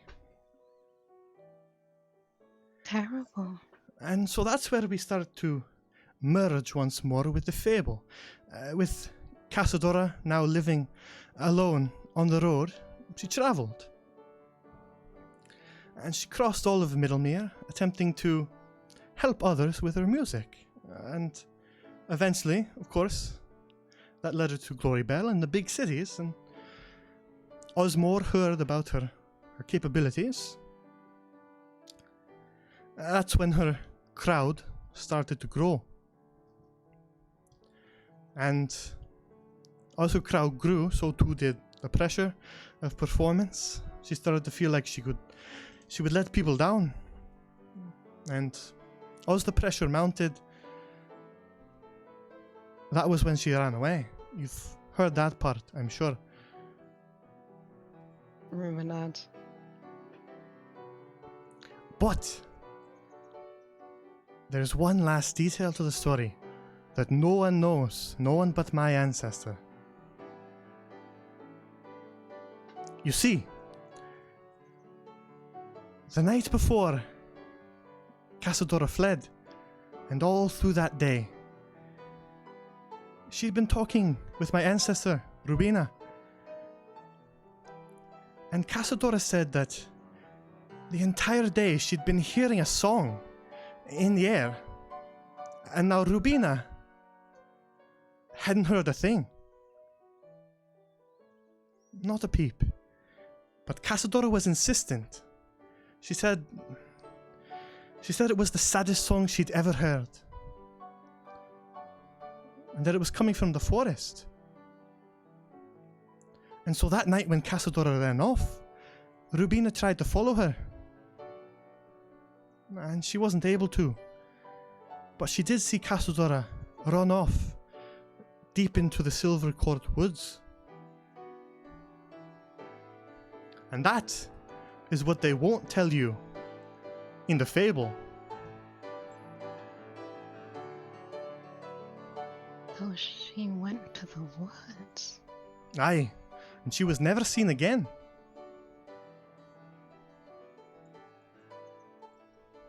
This is amazing information to have. Aye, I'm just glad someone will finally listen. Thank you so much. And what's your name? Aylmer Vallis. Well, thank you so much, Ilma. And if we find out anything else, hopefully we'll be able to tell you and let you know that your information has come to fruition and has helped people. Aye, you seek her mystical lyre. Yes, I don't know if you're aware, but there's a sickness. It makes people's veins turn silver. And we don't know how to cure it, but someone we care about has it, and the lyre would be able to save them. I see. Well, I have heard Alaya talking about something like that.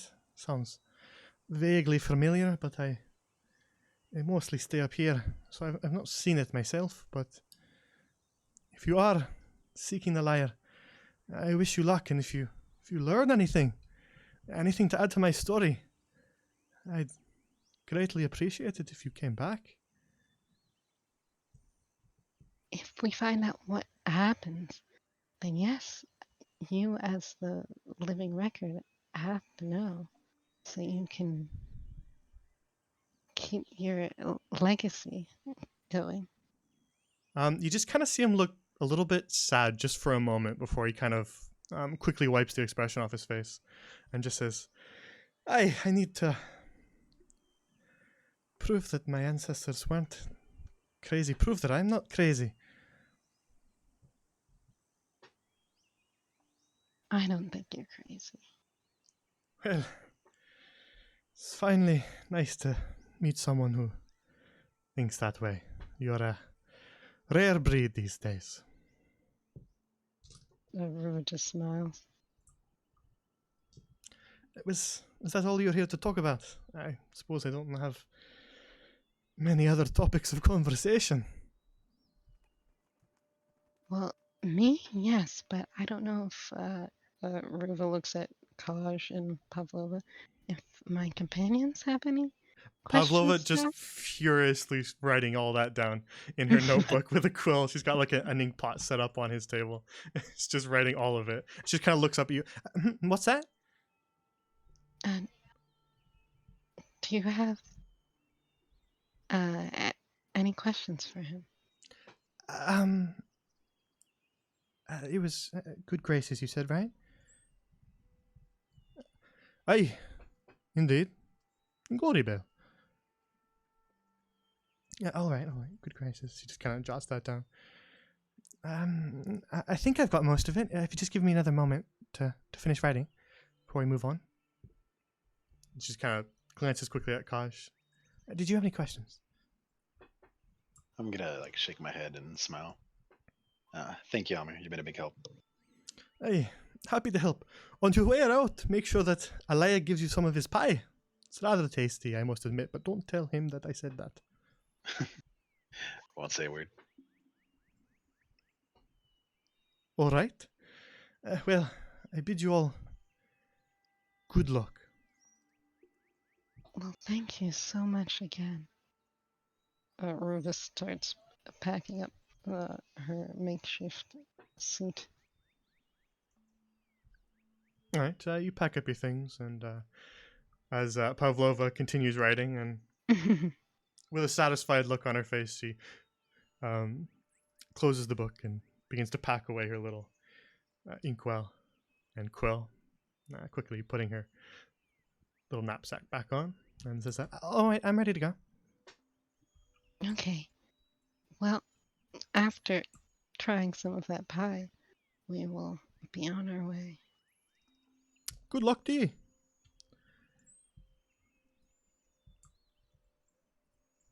We Ruva wish you well, smiles Elmer. and waves. We'll let you know if you find anything. Well wishes to you too. And the three of you make your way back down the creaky attic stairs to the small cottage below.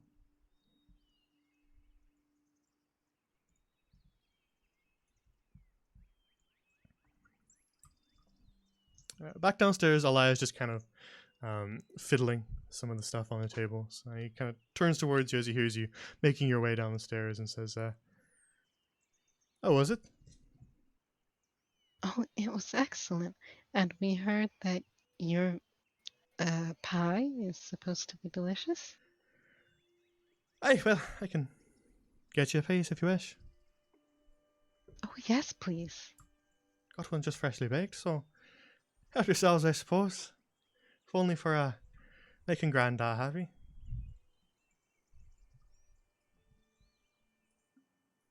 He's a very nice man. And he begins you to cut you some pieces of fruit pie, offering you some small wooden plates to place it on. It says, "Joy, did you want to take some for your friends outside?" I was gonna say, for mine, can you just wrap it up? I think I'm just one of them. All right, you can take it with you if you wish. Okay, thank you.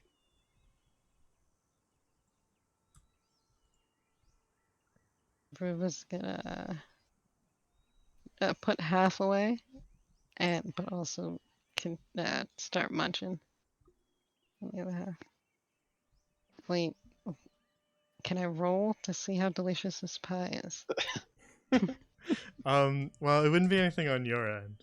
Do you want to risk that? You can roll to see if you like the taste of it. Okay. What is that? D20. Yeah, just a D20. I don't think there's anything that needs any modifiers. 11 or higher, you like it. 1 to 10, you hate it. Oh no. D20. Yes. That's pretty Alright. fucking good. Delicious Just pie. like my mother used to make. Your parents are dead. I was gonna flinch a little bit at it after was saying her mother used to make pie. I'm like that. What? Parents. I did say used to. Hey, Gail. Hmm. You can definitely fit down this. Sit down, what? The well. Maybe. Just doing some I'm gonna measurements. You definitely Hand could. Tibbs the slice of pie. What? Huh? Oh. I? Pie. Oh, nice. Gonna wipe one bite that bitch. Wow. No, that's good. That's good. No, oh my god. Are you sure it's good? You should probably roll a d20. I mean, it's good. Should we be on our way? Did you find anything out? Yeah. Ruva gives the Cliff Note version. Very well. Oh. Okay. So what Do you is know that? place is? The Good Graces? Well, I'm not particularly familiar with all the taverns in Glorybell, but we can take a look around. Sure, someone must know of it. I don't know of it. Tibbs, have you heard of it? Say again. The tavern, Good Graces? No. I spend most of my time outside the city, Hmm. and Well, it looks like we'll be hitting a tavern the way you want it anyway. huh, nice. Okay. Gonna have to figure out what to do with this horse, though. I mean, I was just planning on taking it to my house, but I don't know. Our plans change now. Well, I mean, considering that you gave money to the dude when we didn't have to, we could probably have him use that money to take care of the horse while we're on our way. I mean,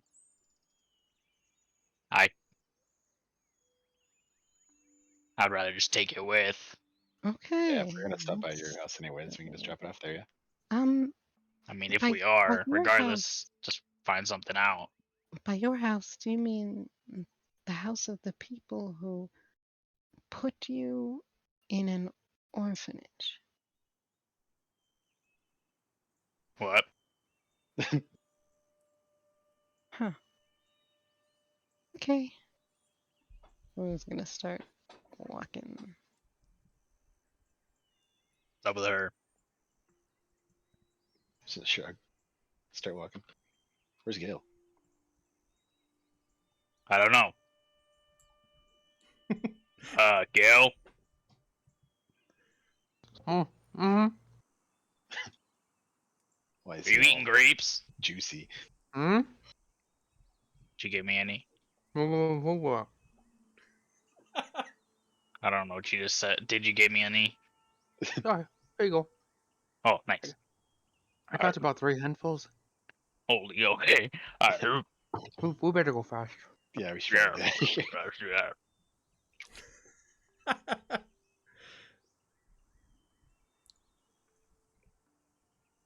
All right, then your merry band make your way, heading kind of back out into the hillside,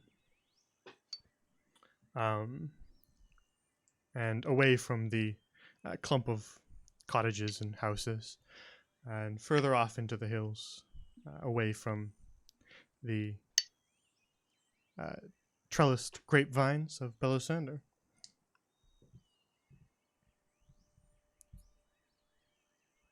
All right. So, like, do we have a new plan now? We can probably still start out with visiting Pav's friend. But now we have a few more leads. Sure. Oh, I forgot to mention this earlier, but Ruva, you were looking at those potions, right?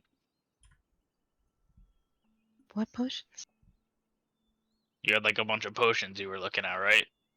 Oh yeah, I still have a bunch. We could talk to my dad if you want. Probably help you with that.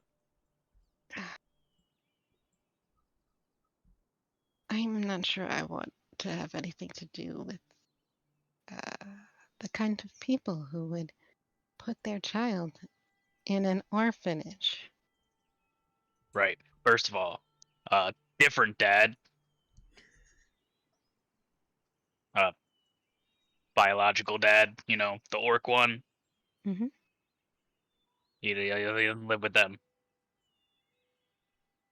He works in the city. Oh, so he is the person who let your family put you in an orphanage? You know, he doesn't have anything to do with it, but man, you have a lot of opinions. All I know is you told me that your family put you in an orphanage to teach you a lesson. Those were your words. Right, and And I'm just saying, judging off of that being the only thing I know about those people, I have to base my assumptions off that I mean, information. I never said it was a bad thing. I told you I deserved it. Okay. If I don't mind it, then why do you? You know, people are able to have different opinions, right, Tibbs? I didn't say you couldn't. Okay. But you're the then one what over here about me? judging my family for their decisions that nobody even has a problem with. Except for you. Oh, well, then we're on the same page. Whatever you say. Ruva continues walking. Backwards. Like a champ. He trips on a big rock. You're Oh no, how'd wrong. that boulder get there?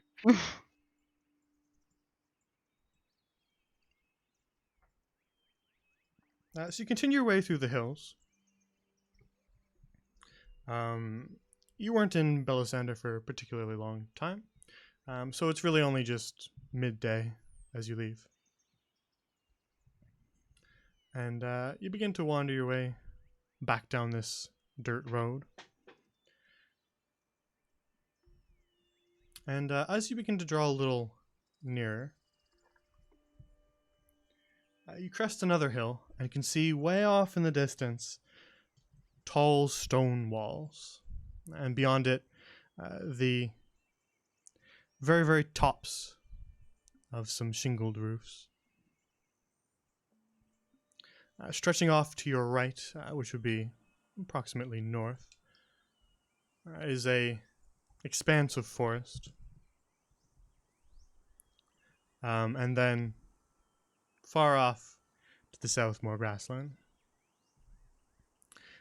And as you gaze off at the tall walls ahead of you, you see Pavlova just kind of excitedly. We're almost there now. I think we might be able to make it there today if we pick up the pace a little bit. But yeah, let's do that. I want to I'm get gonna there. Look at the horse and do that. Is he? Yeah, he'll be fine. Okay. I mean, he's still a horse. He's not gonna. He'll be fine. We're not going that much faster. The horse does its best to kind of keep pace as you quicken your pace a little bit, making brisk time towards the large walled city. Gail's way over here. Hang on. Yeah, I was gonna say, it's strange. He's over there eating grass. Our party seems Actually, smaller. it's alright. I already got you copied. I'd like to get distracted, alright? Oh, grass. Have you done your Oh. gums today, Kale? What? Your tree thing. Here's no time for that right now. Coming in really Okay. surprised. Wow. Plus, not to mention I've Development, already... Gale. Not really. I've already done it over here. That's just boring. I know what the ground feels like. Sucks. I know what Oh, trees feel like. You They're don't. same. But as soon as you give up, who knows if you were about to get it? No, now hold on here. Who said I was going to give up? I never said I wasn't going to do them for today. I just said I don't want to do them in this area because this area is the same. Fair I just enough. don't like repetition. We just gotta find a big tree, like a really big tree. Alright. You know, like I up tell you the what. stakes a little bit. I tell you what. You find the tree, and I'll buy it. Okay. Yeah. Hard jump cut to next session when Gail is jumping off the city walls. Gale breaks his neck. You lied to me. That's not a tree. As you're traveling your way along, you come to a small kind of crossroads as part of the dirt path veers off to your right, which is north. And Pavlova just kind of pauses for a moment and says, well, we know Glory Bell's that way. I'm not really sure where this path goes. But Tibber, you recognize it. You know Sure. this crossroads. You've stood here before.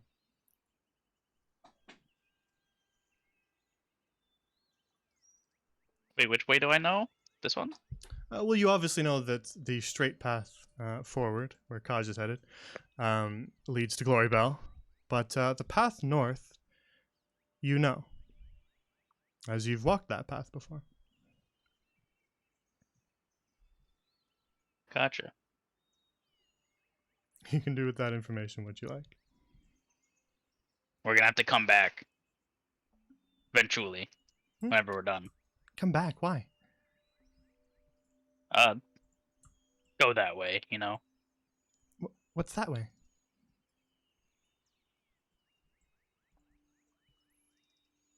Well, you'll find out when we go. Oh, all right. I suppose. Can't tell you all my secrets. All right. I don't mean to pry.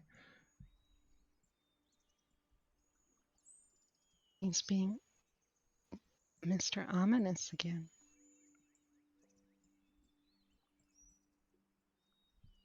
I'm Alright. not trying this time.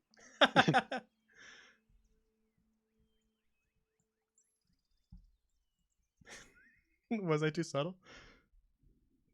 I think I got it. Okay.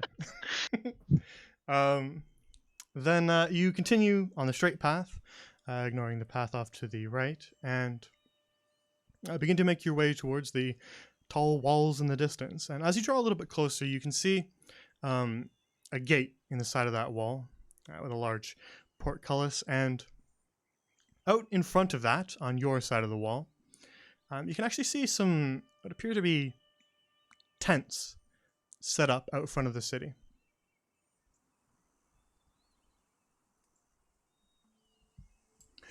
Yeah, the S link's not high enough.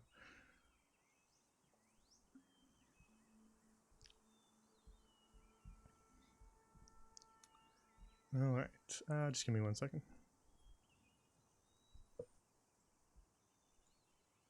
So, where are we gonna put this horse, Mr. No Name Dominic? I'm just gonna try and keep him with me as long as I can. Cover up his neck if we have to. Unless you have a better idea. I mean, we could go back that way now if you want, but figured y'all wanted to go into the city as much or as quick as we could. What way? That way. The red. Why would we go that way? Is that where we're taking the horse? We could. If we want to drop it off. I didn't know Okay. how fast you guys want to go into the city or not. Well, we can't bring the horse into the city. That's what. Well, I Mr. could like cover him up, Vineyard put a cloak on him or something. They They're said gonna you kick us can't out take. immediately. I mean, We're not going to try to smuggle a sick horse into the city. Yeah, it doesn't seem like a good idea. I mean, We're almost there. We can take a we little. can smuggle other things, but a sick horse is not gonna happen. I'm gonna look at Ruva and be like, what are you smuggling? I was gonna say, why? Who said we're smuggling? It was more just, hey, can we bring this guy in? No. Oh shit. Okay, we'll go the other way. I don't mind, but you gotta let me know. I was just gonna leave. I think the stables are outside, right? The stable? I'm looking at you. I don't know this place, Tibbs. What are you talking? Dude, it's been a while. I don't. They could have changed things. That's the last thing I remember. Let's just leave it where you want to leave it. Is it daytime? Yeah, it's progressing kind of into the afternoon. You're approaching sunset as you draw closer to this sort of encampment of tents out front of the city. Okay. Yeah. None of this looks familiar to me. And so out in front of this massive gate, you can see two men in armor holding spears and shields standing in front of the gate. But all around you, kind of spread out throughout these tents, you can see what look to be just kind of common folk, all wearing relatively humble clothing, but all looking rather worn down.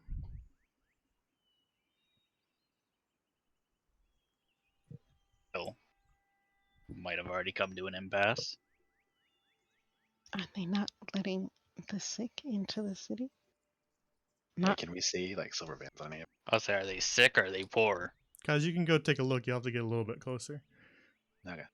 Or River both. will accompany and help if medicine checks are a thing. Yeah, make a medicine check.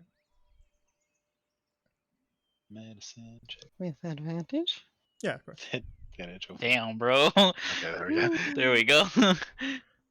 So Kaj and Ruva, the two of you kind of examine this older-looking man here, who's seated, and he's just kind of letting out a rather rough-sounding cough as he just sort of sits staring off, not really making eye contact with you.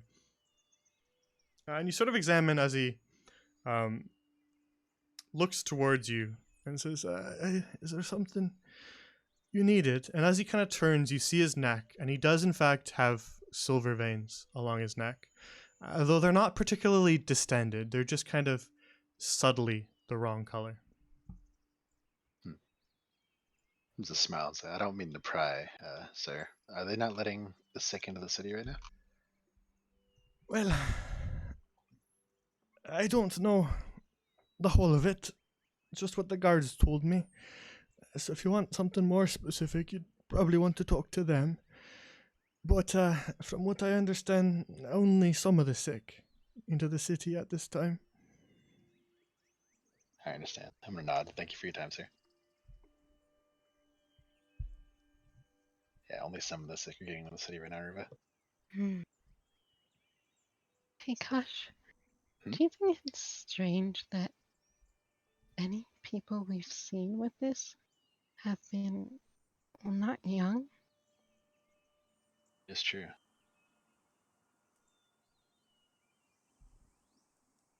Hmm. Keep an eye out.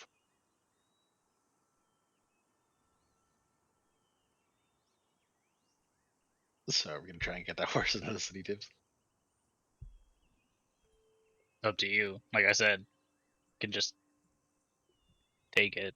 We can just Oh. go talk to the guards and see what they say. Yeah, we're not taking that horse into the city.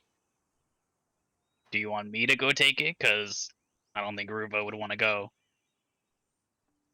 Okay, well, I'm going to be no part of bringing that horse into the city. What if they find out if he gets in and then they kill him? I'm not. No. It's not what I was talking about, but I could. Ruva, I think Tibbs wants to visit home and drop the horse off. Yeah. Oh, because he said his home isn't in the. Yeah, so would it be the other path back there? Oh, that's the past. Okay. Yeah. I mean, you can come if you want. Yeah, it wouldn't do us any good to split up right now, right? Ruva politely declines. There's a lot of people that work there. You can talk to them if you want. You don't have to talk to my family. Okay. I mean, I don't think you want me to talk to your family. I wasn't planning on it anyway, but definitely not now. If Tibbs is Ruva gonna have to go smiles. talk to them, I wouldn't want him to do it alone anyways. I mean, you guys feel free if you want, but I'm not gonna force you. I'm gonna show you. I don't know what having parents is like, man. It's not like what his is, trust me. I don't think he knows either.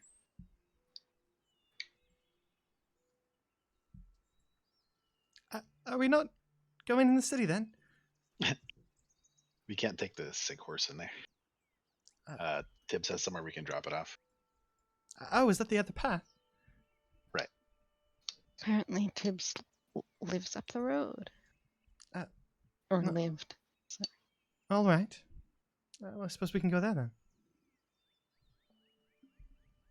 A little bit of a reunion time. Sorry, Bev, just a bit longer. All right. I was gonna try to just take the horse in, but probably the safer bet. So you spend a little bit of time walking your way back along the dirt path, up a few hills, back towards the crossroads here. And then I'm presuming turn off down towards the north. Yeah. Wonder how rampant Silvervein is getting, though. A lot more I than I mean- saw in our neck of the woods. Yeah, we haven't seen it in a city setting. It could be a way bigger disease than we know. All the more reason we should find that liar. Yeah, you said it was Witchwoods? It Silverwood? was the silver. Or was that what it was? I thought it was Silverwood Forest. Silverwood Works. The DM will type it for Interesting. you. I'm wrong apparently. Oh, Silver Silvercore, Court Woods. Definitely should check that out eventually then. All right. So you turn north and travel along a path that's quite familiar to you, Tibber. And the path takes you about an hour or two north, winding through some hills, past some smaller thickets of trees, and towards this kind of forest that stretches off further to the north. But as you begin to get a little closer towards that tree line, you see, nestled just south of it, is a rather grand-looking estate with fences lining it and a large manor within those fences. And as you draw even closer, you can see several men out front of the gate of those fences, wearing rather heavy armor.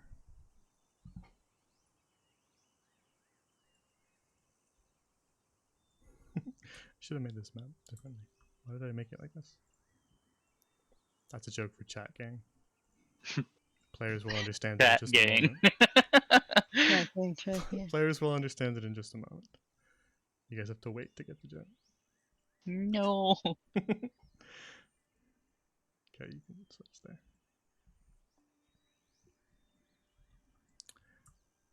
So as you approach, the two men kind of snap to attention and make their way towards the gate, them on the inside of the gate.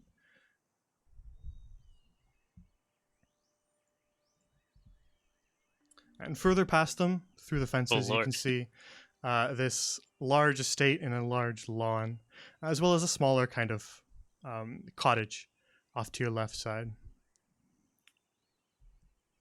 And the two men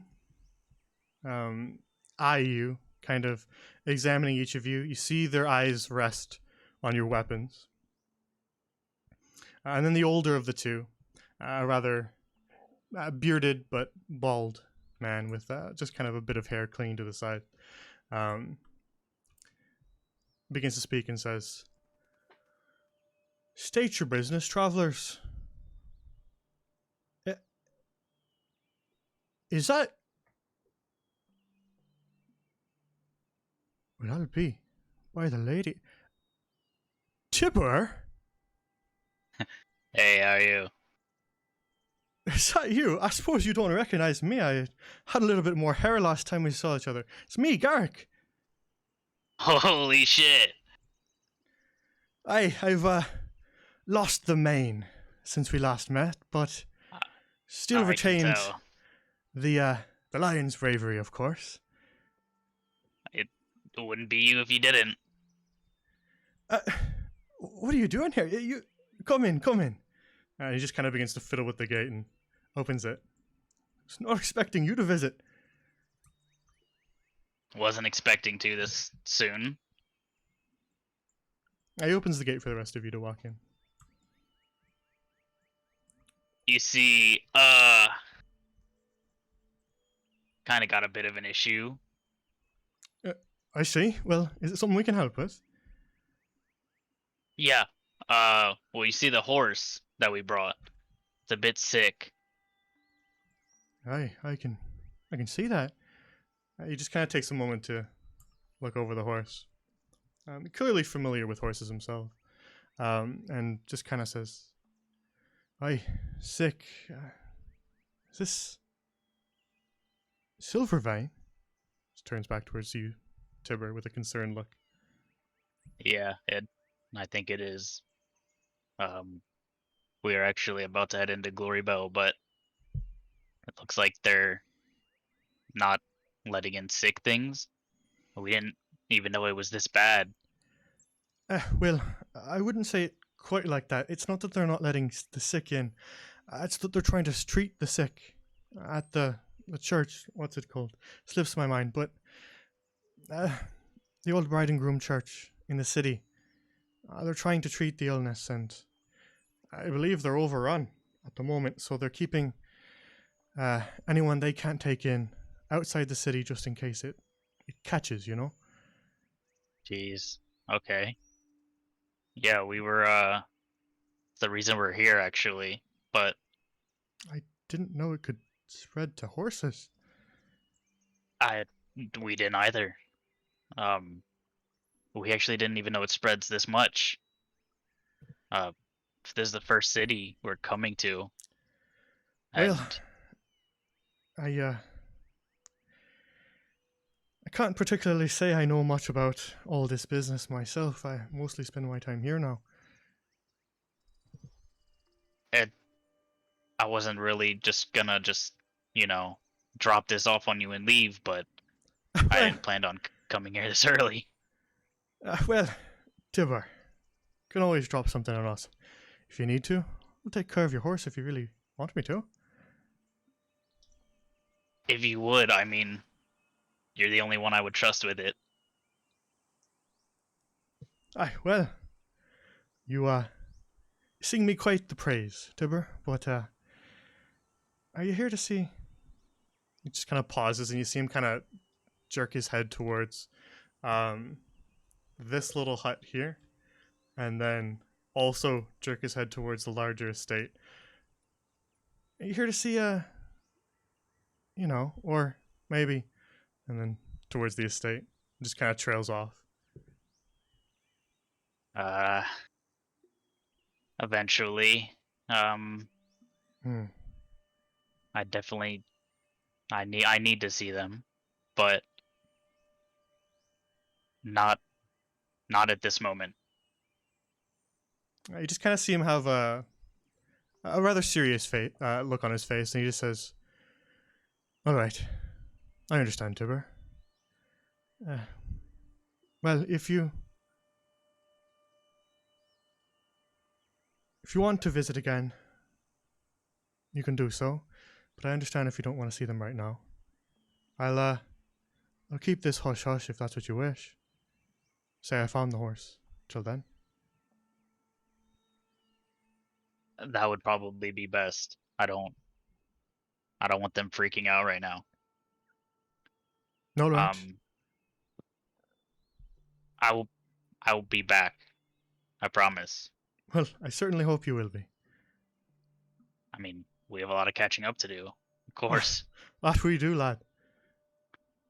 Who's your Taller than me now. well, it's the orc in me, I would hope. Mom's not too tall. This lad here, he just kind of points towards the other man with him. This is Darren, one of the newer guards. How are you? Hello, it's nice to meet you. I'm afraid we're not acquainted. Right. My name is Tibber. Well, it's nice to meet you. I'm Darren. I'm a guard here. Right. We'll definitely get to talk to you more. For now, I don't want them catching on. Don't want to stand out here too long. Aye, yes, you best get going before, one of the servants goes wandering around. You know how they talk. Of course. I'll keep your cover for you, Tibber. Just promise you'll visit again. I will be back, and soon, I promise. All right, safe travels. Thank you, Garrick. He just kind of grabs the reins gently and begins to kind of lead the horse. As Darren here escorts you guys out and just closes the gate behind you. You see Garrett kind of give you another little wave with two of his fingers as he leads the horse off, and you turn to make your way back down the path.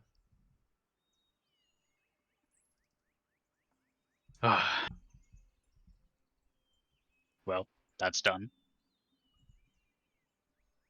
Where are we going now? To the woods? I think into Glory Bell, right? End of the city. Wait, why not the woods? I'm following you guys. We have a lead in there, right? Right. Pav has a friend. All right. Say we head in there.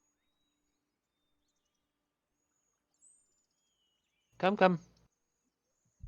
All right. Sorry, That's I so was toxic. just looking at my notes. Here, kitty. Yeah, Gale, The- Gale of all people. Yeah, I'll say the one time he actually moved.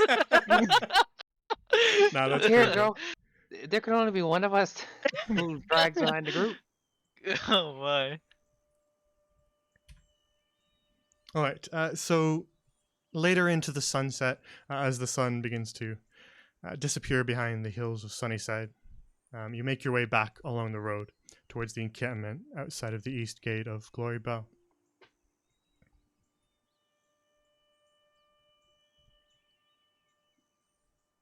Oh, hope this isn't hard. Follow your lead on this one, Pav. All right. She looks a little bit nervous. Right behind you.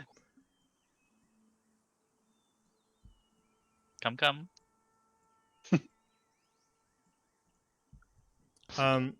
As you walk your way up towards the large gate that bars the entrance to the city, one of the guards kind of steps forward and just says, "All right, necks and wrists."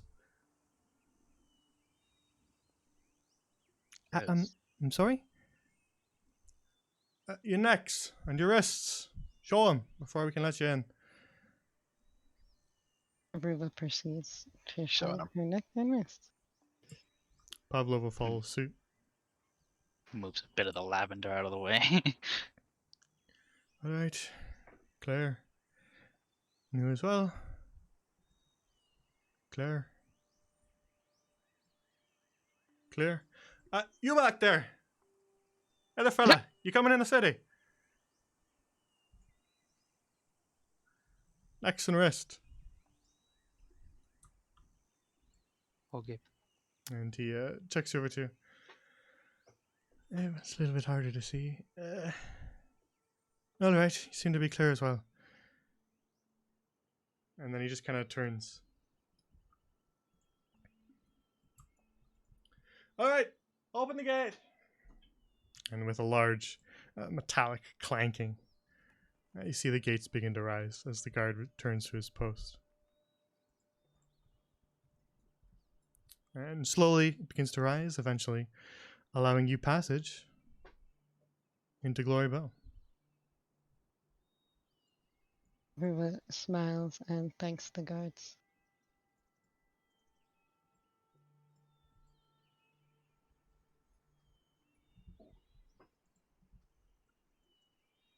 All right, we skipped that map because you guys don't get to see that yet.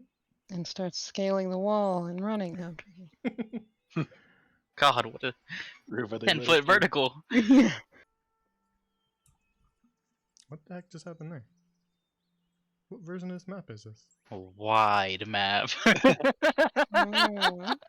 All right, well, this is obviously a bit of a glitched map here. I don't know what happened with these First trees either. map. What the fuck? Well, that's unusual. I will remedy that for next session. Oh, that's unusual. I feel really bad about that now. Oh my god. Massive Yay. gang. Attack on Titan, let's go. That's what's going on here. It didn't get the right size, right? That's why all your name tags are so big. Alright. I'll make a mental note of that and I'll fix it for next time. Actually, nope. You know what's better than a mental note? An actual note. Fix gate map. There we go. Underline. I really wish they would, scale. Oh yeah, I copy pasted you. Let's get rid of that. Tim, Star Wars followed us. Oh, there we go. No Hans. You don't want that. You don't want that red X. That red X means dead. Oh, no. It haunts. He was Alright. sick, man. I had to do it. So you make your way through the tunnel beyond the gate, and as you arrive on the other side, you see Secret tunnel. just sort of a massive road that stretches far off ahead of you to the west. Lined with, on your right side, fields within the city wall, crops growing. And then off to your left, you can see just some smaller groupings of houses. Not particularly wealthy-looking houses, humble little cottages and huts, lined with hedges. But as you enter the city, Pavlova just kind of begins to walk forward and says, I suppose it would help if we had a map. We could stop by Amber Lane and buy A one there. guard for one. Where's that? Well, I don't think the guards will have maps. It's just down the road past the founding fields. Gosh, she looks puzzled. I think these ones on the he points to the right side. Yes, this is the founding fields. Some of the first farms when they were building the city.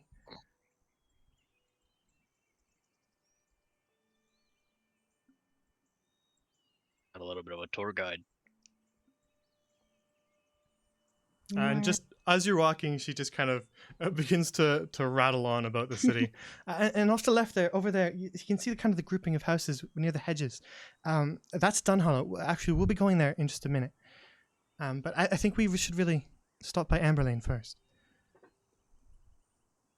Sure. Lead the way. And she leads you off down a cobblestone road. Occasionally, as you walk, you can see. Oh yeah, this is a long map. Holy shit! Yeah, boy. Bro, you Keep an eye out. made it. What do Get it you all. mean? I know, but you have to understand that I made this at least a month ago. Oh. Apparently, while I was like drunk or something, I don't know what happened to the quality of it. What do you say? Nah, I think it just exported wrong. Happens sometimes. We had a map in Whispers in the Woods that just refused to load for only me. It's very curious. It was just the Taylor, so like it didn't matter. But so you make your way along the road, past the occasional farmer with his cart, and past these wide open fields growing all manner of vegetables and indeed gale scarecrows sitting amongst them, fending off the birds. You can see just kind of lots of people bustling about, most of them hard at work or carrying something, as the city is relatively alive, as it's still daytime.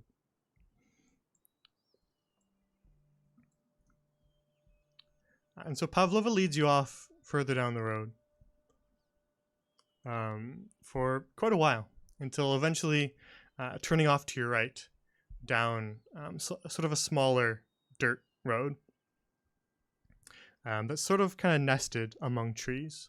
And she says, just this way, just this way.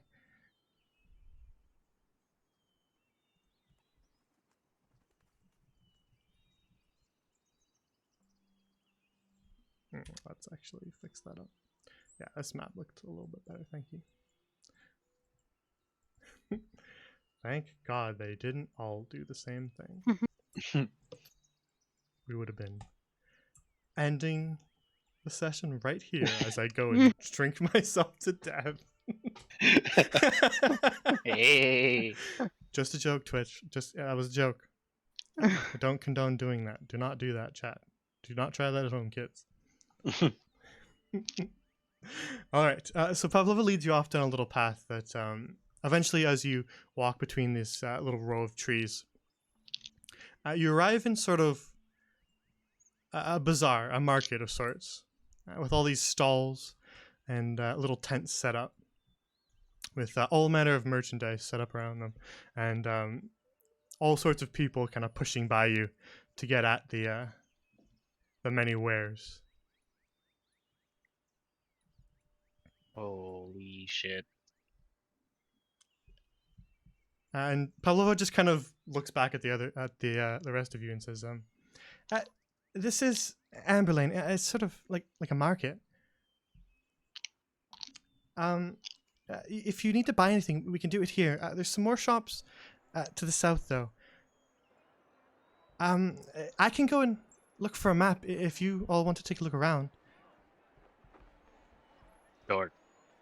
Sounds good. I need to find an armory. All right, We're- the one. We're think gonna that's brother. visit Grady's. Yeah. I mean, it I can't need be to that look- one. I just need any of them. I want to look for I something mean, you shiny. got a discount on that one, right? Maybe. I hope. We should. Where We are have the Combs' shinies? letter. Jenny? I guess so, yeah. Hopefully. I mean, I brought it. He gave it to me. I'll make sure you're there when I go then. Where are the shinies? You guys wanna look at? Shinies, I think I shinies, a little bit of shinies. What? Well, Looking for hold up. shinies. alcohol. There's You a lot said of me- shiny stuff in this market, go. Oh. Is it right here? In here? Everything that this girl here, this kind of young elven girl has on her stands is all glowing. Oh.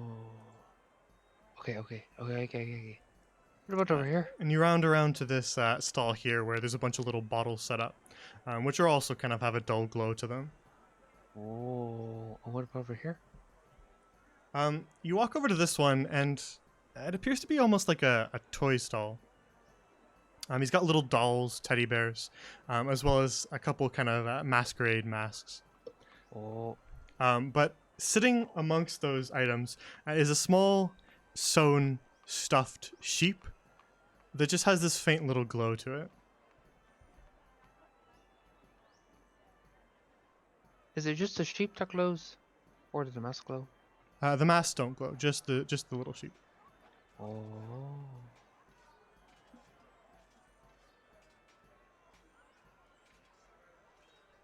Hello. Hello there. Is there something you're looking for in particular, or just browsing? I was just looking around and I saw the sheep. Brought me back home. Aye. You're interested?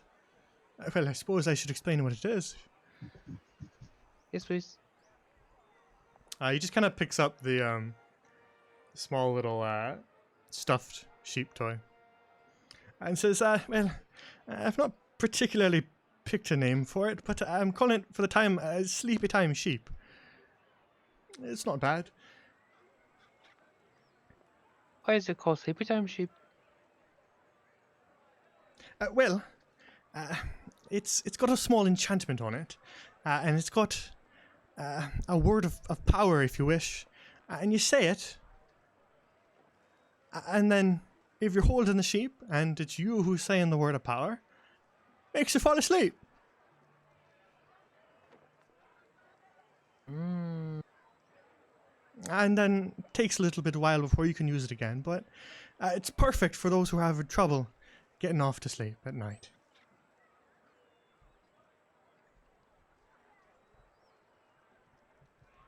Right, how much?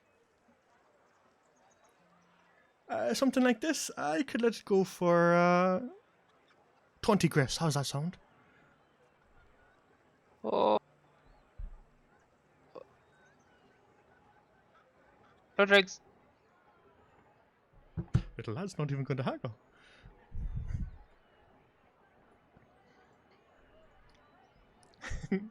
Alright, you run your way off to another stall. Ruva, you approach the potion seller.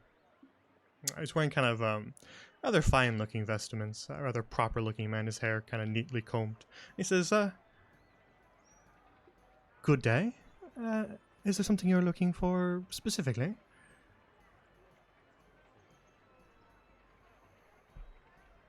I don't think I have much time right now, but I believe I will be back soon.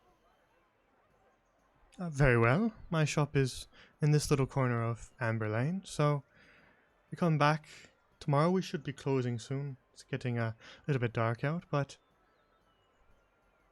come back tomorrow. My shop will be open again. Oh, excellent. My name is Ruva, by the way. It's very nice to meet you. Nice to meet you as well. I'm Crawford. Well, it's very good to meet you, Crawford. But then Ruva's just gonna run off to join Gil.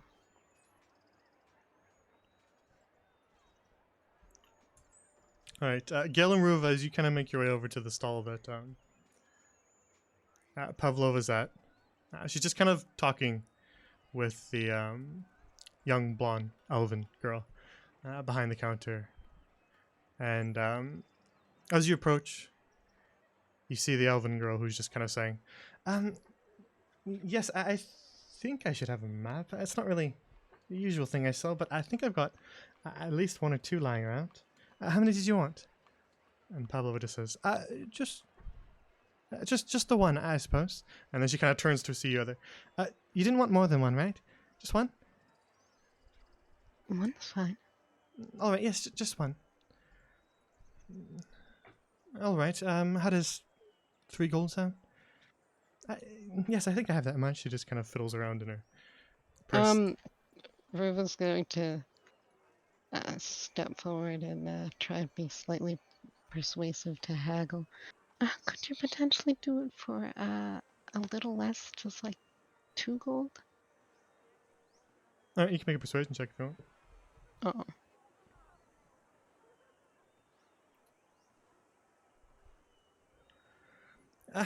I suppose it's just a map. It's not like I'm selling anything else more expensive. Sure, 2 gold is fine. Thank you so much. Ruva will give the 2 gold.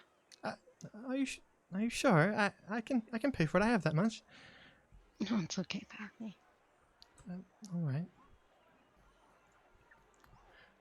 The elven woman hands you just a small rolled up scroll. And as you unfurl it, it is a map of the city. Thank you so much. Happy to help. Ruva's gonna hand it to Pavlova. All right, thanks. I just thought it would help if we were trying to look for, good graces. Oh yeah. Ruva's gonna turn to the booth person. Hi. Have you ever heard of Good Graces? And if so, do you know where it is?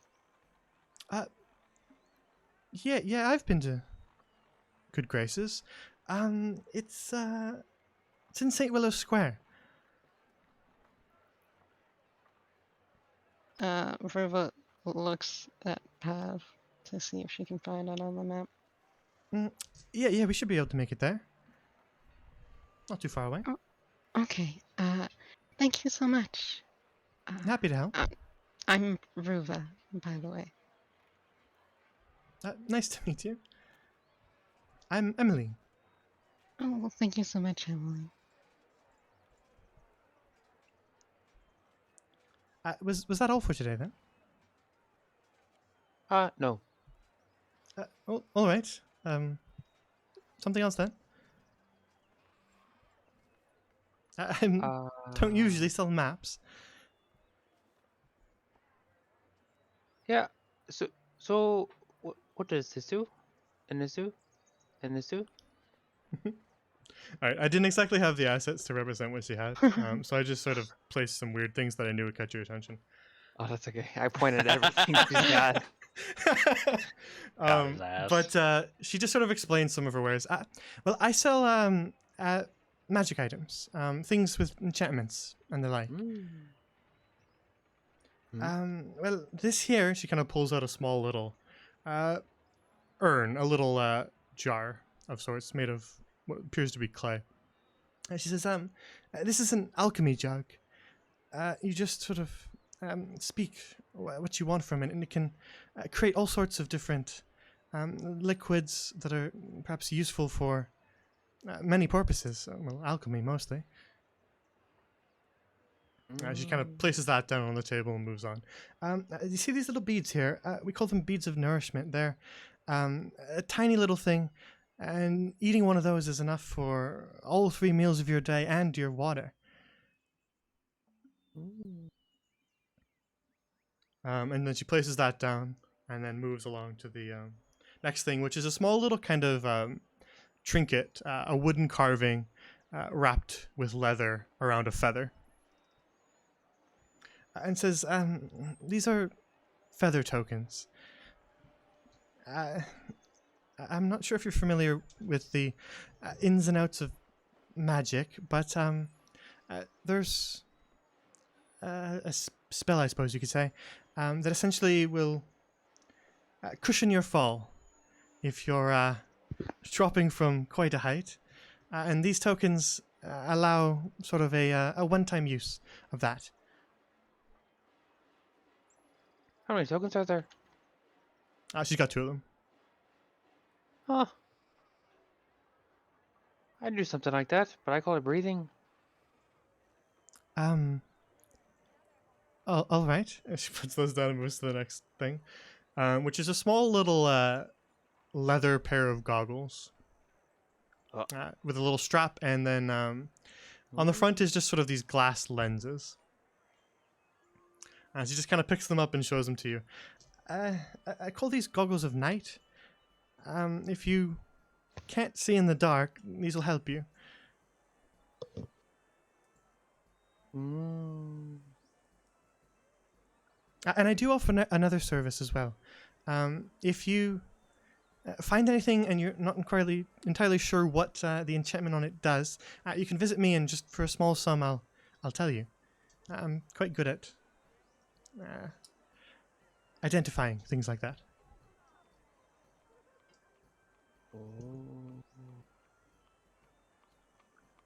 Dang it, I don't have anything fun on me. And then I suppose the other things I sell are focuses, spellcasting focuses for all sorts of magic. Was there something that caught your eye? Yes. How much is the alchemy jug and the goggles? Well, the goggles start at 30 gold. And the alchemy jug, it starts at 50.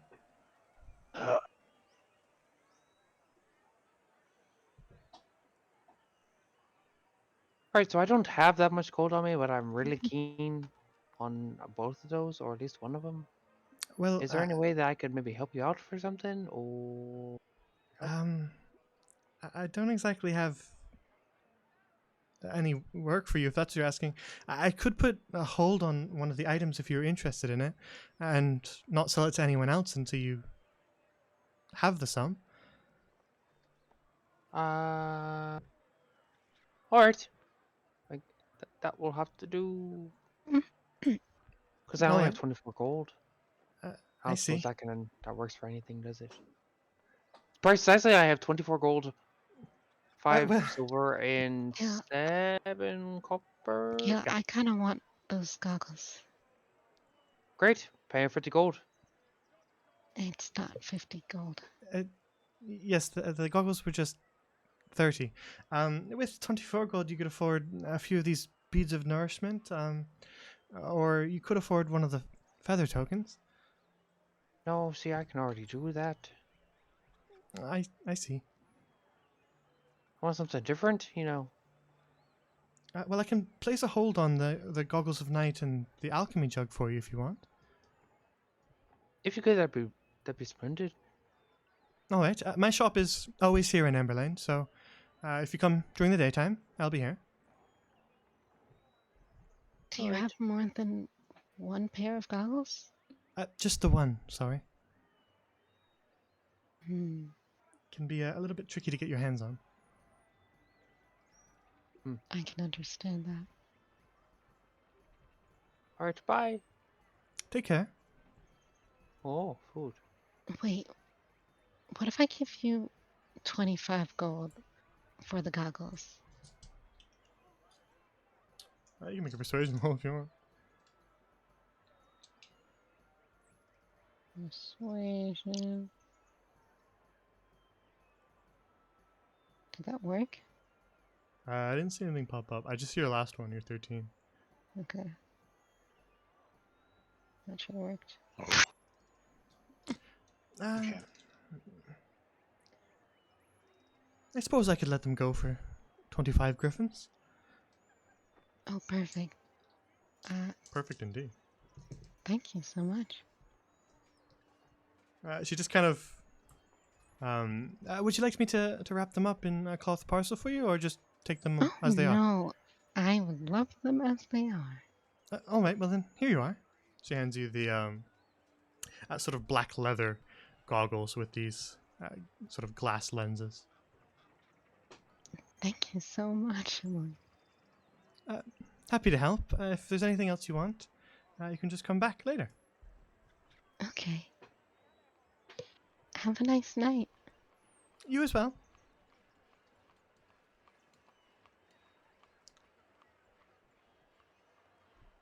Pavlova just kind of turns towards you, Ruva, as you're walking away. Was there anything else we were doing in Amberlane? We should also find some place to stay. It is getting a little dark. Yeah. I guess we should talk to the others about that. I suppose so.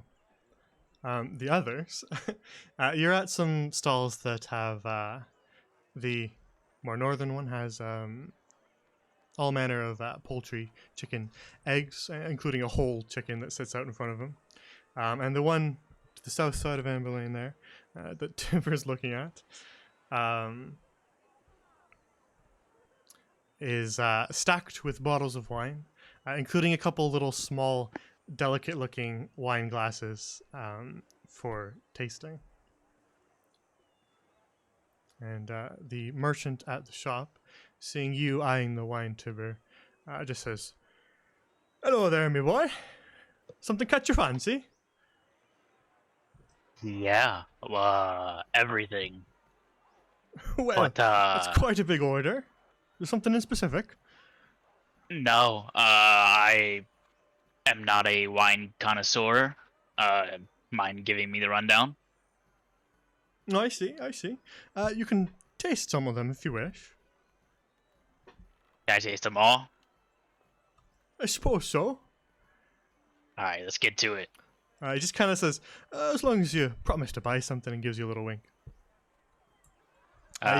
Moves Probably. Over, he moves over to the bottles on the left here, for your right, pointing to these sort of purple wines here, and says, "This here, straight from Belisandre." Just came from there. Why, well, it's just along the eastern path. So you've seen the grapevines, and this wine here comes straight from them. But we do have some foreign wines, freshly imported as well. Sure. Right here, center here. We've only got a couple bottles of this, so we better, think about it before they go too fast. This here, they call it the Kaisars blood wine. Rather ominous name, but quite Sounds a delicacy. cool. Okay. And this one on the right here. Now, this one is a little bit of a mystery.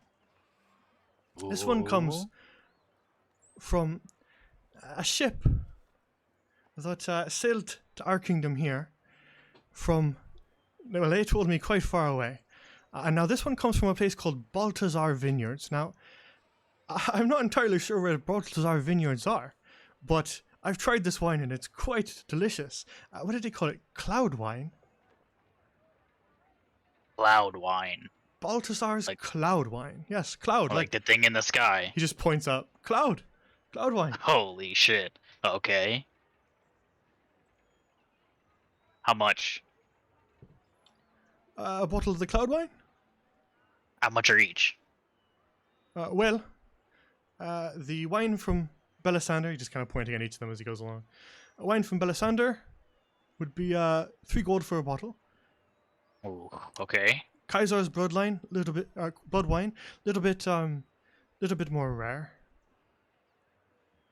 But I do get an import of it from some time to time. That would be about 5 gold. And this Balthazar's Cloud wine, this is the only batch I've got. And once I sell all this, I'm not sure I'll ever meet a merchant selling it again. But I'll let it go for 5 gold a bottle as well. You do have me hooked. I won't lie. You can How try it if about you want. That'll hook you even further. I am going to take you up on that? And how about I buy a bottle of the good stuff Aye. and a little bit of a cheaper one. All All right. together, 6 gold. I like the sound of that offer. You can make a persuasion roll as well. But it's a decent offer for him, so not too high of a DC. Go but he- -1, baby! As your, Oh as your- no! No. Why don't you try the wine first? Of course. I want to try some of the middle one. All right. I'll like toast with Kaj. He's got kind of bottles set aside within his stall that he pours you a little bit of. In these kind of very small little wine glasses, and then hands you each. Kaj, he hands you this very blood red wine.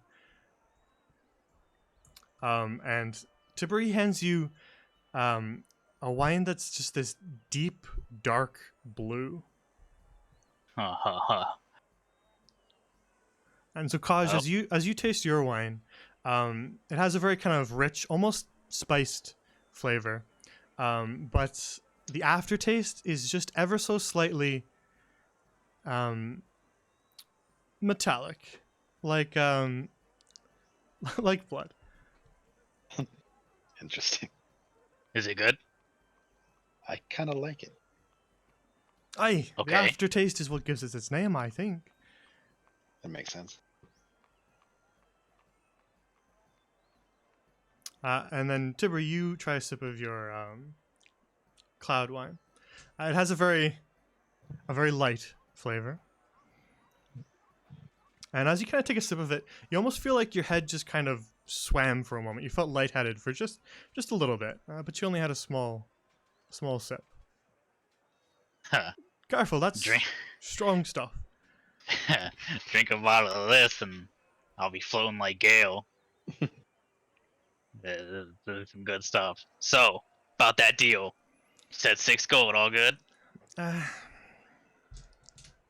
It's not the worst offer I heard, but this cloud wine, it is rare. So I think I might have to hold firm on my first offer, lad. We could say I bought that at full price, the full 5.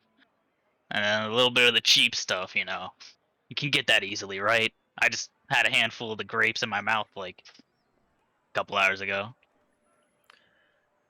I can get it easily, but it still costs gold, lad, and I have to sell it. I need to make a living.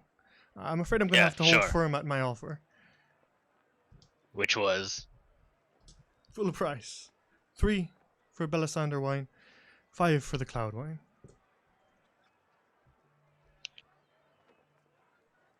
take a bottle of the good stuff. Alright, then that'll be 5 griffins. Ouch. Wait, can Ruva help with this?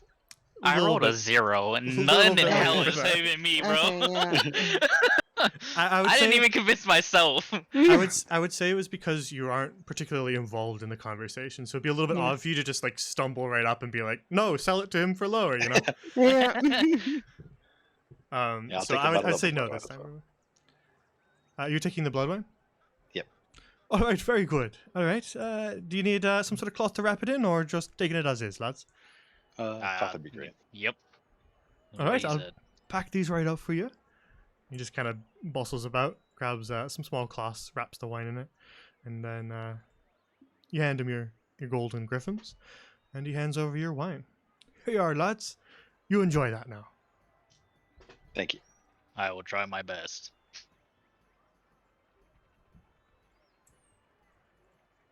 So, did you guys get the map? Yeah, we got the map.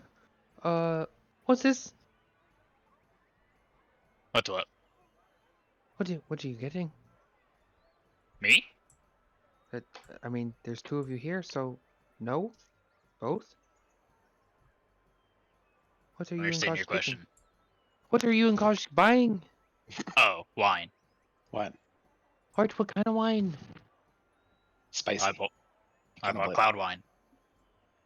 I want cloud wine. Go buy some wine. I want cloud wine too. We can try it. I want my own bottle. So go buy a bottle. No, that's what I'm saying. Oh wait, did you come to me? Aren't I behind you? What? I'm What? not paying. I need to get the map. Did you drink? I'm just naturally high. What? Look, I'm right here. I was gonna be like, oh hey, look, I want wine. All right, maybe I'll walk off. Yeah, I'm just gonna try and keep walking. Was there anything else you wanted in Amberline? We've got a map now. Does anyone want to have a look? No. I feel like we should come back later when we have potentially more funds. When we have more money, I'm coming back here, but right now I need to find a smithy and my dad's house. All right. Do you remember where in the city it is, Tibber? Yeah, I could probably find it. It's been a while. Might take me a little. All right. Nothing you guys gotta worry about. Gil, what are you doing? What do you mean? I'm trying to buy some wine. Okay. Excuse me, sir. Can he buy some wine? But I can talk for myself. Well, it wasn't happening, and the others are leaving. All right, lad. Was there something in particular that caught your eye? Yes, I want some of the cloud wine, please. All right. The cloud wine is 5 gold. How many have left? We've got about. Just kind of counts them quick. Just 7 bottles. Can I try some? All right. He pours you some from his own bottle back here. Hands you a little glass. There you are, lad. Oh, thank you.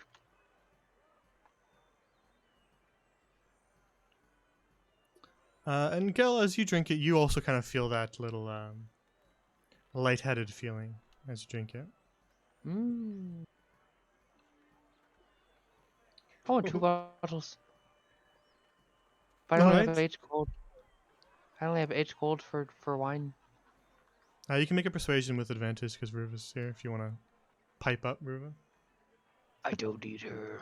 You get an I'm a- aura of advantage or something. I need her. Oh shit. Is she that fucking scary? Yeah, What? No, she's smiling. Come on. she's just got a Gotta very be welcoming personable. That would smile. get some girl was just smiling at me as a shopkeeper. I would be thoroughly scared. You see him Yeah, just but- kind of eye Ruva slightly. This girl cute. Hey, may we buy some wine? Correction. He wants to buy wine. Give it to him. 8 griffs. All right, lad. I suppose so. I'm in a good mood today. Haha. Wasn't when I fucking talked to him. You got a 0. Tibbs, that face he So- made when you were talking to him, that was terrifying. Like, why did you do that? What do you mean? Like, when you were trying to haggle for the price, like, he looked like he wanted to rip his throat out or something. It What was do you really weird. mean I can't buy wine? You mean me thinking? Was that what that was? Is that what I look like? I don't recall seeing you think before then. That would explain a lot. Wow. I'm just gonna pat Tibbs on the head. We'll get him next time. I'm gonna be poor.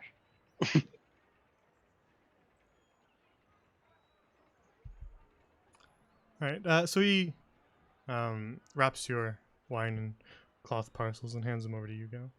So he takes your golden griffins off you. Oh, thank you. Joy, lad. Thank you so much, sir. Have a nice day, you two.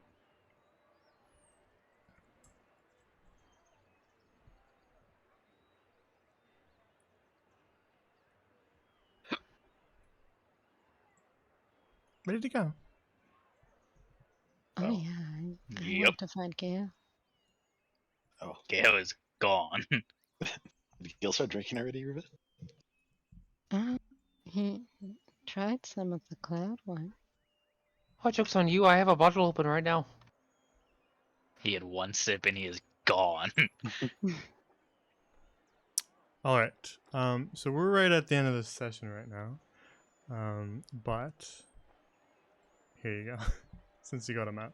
Lee shit. Oh, Oh my god. oh my. It just keeps going. Well. Oh my So for God. reference, you guys passed the Founding Fields, and then we're in Ember Lane. holy. And yes, We it need does to get just keep to- going.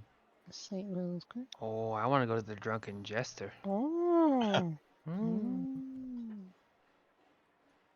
We're about The to get Sullivan drunk. estate. Arr? Jack. Jack. Jack and Jill went. Oh my god, it's got my house on it! I can see my house from here. Wow. Yo! It's over there! Spoilers. Nice eyes. You're What do you over there, mean? yo. It Yes, literally it went is. to it. Spoilers. I don't know what house it is. What do you want about? He was kind of like at the edge of the map on the other side for most He of was the still time. up at the gate. Yeah, he could You have can just still been see there. the house. I didn't have a choice. I had to be at the gate.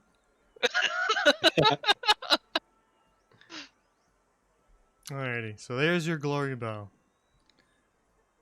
And we'll pick back up again next session for more Silversong. Wow, I felt debated. It doesn't even look like a bell.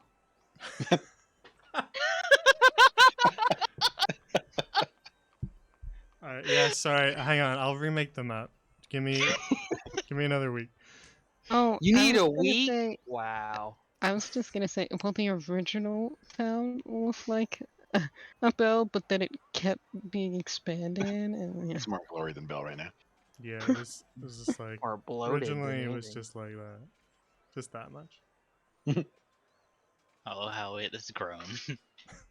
That's what it looked Like if you flip it originally. on the side, it could be Yeah, like that's what right I was here, looking at. right? Yeah, What- the one on the side. Yep. What is it? Cow tipping? And then the square could Fucking be the cow little. tip you. Shut up. Then this could be the little thing inside the bell that It's not- makes the bell. It's not Yeah. called Glory Bell because of the shape. What was the It gas is setting? now. Oh, that would be Glory Square. It's got church No, bell. the little. Glory blob. Oh my And god. also kind of looks like Doug. Oh wait, yeah, Doug. It's a blob like I forgot what I named him. Crap. The blob I named. Shit. What? We can Don't just worry talk about it. about Brasshead.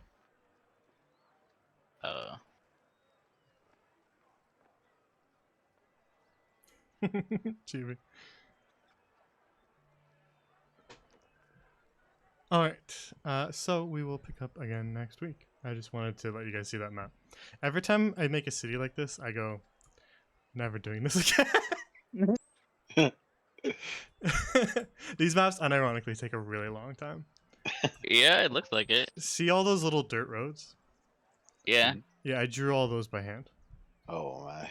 So, Oh, fuck that. This does every little asset you see here. I think it's something like 5,000 stamps.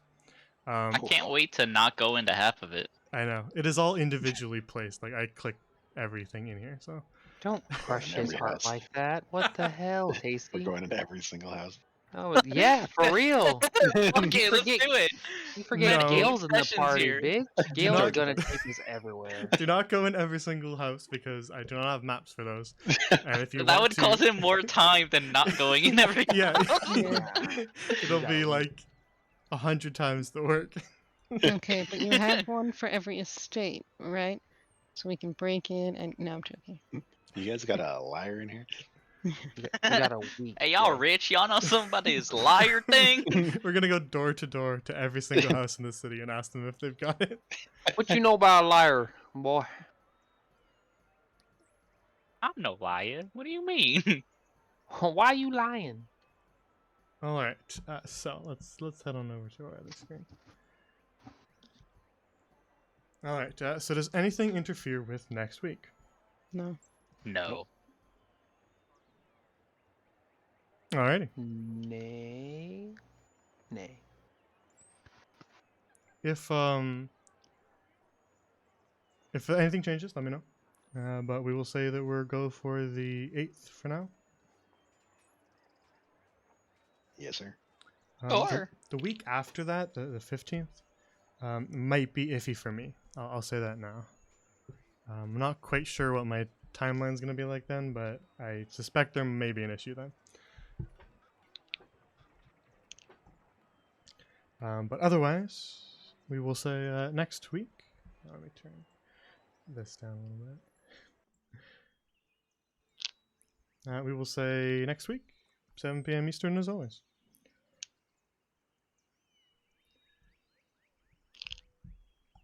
All right.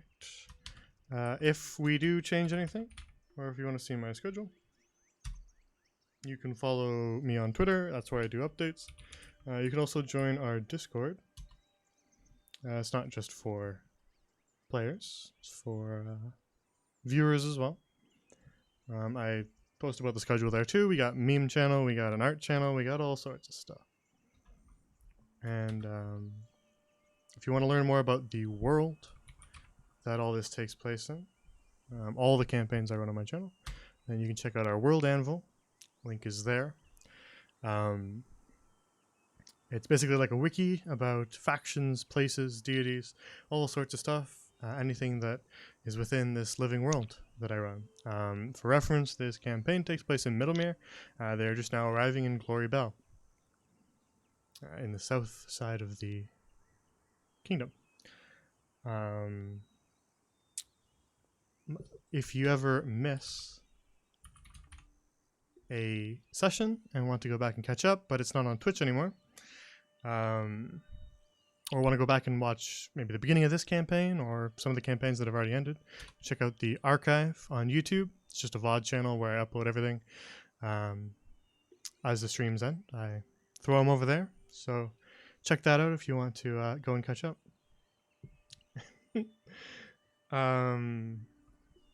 I think that's all my links, right?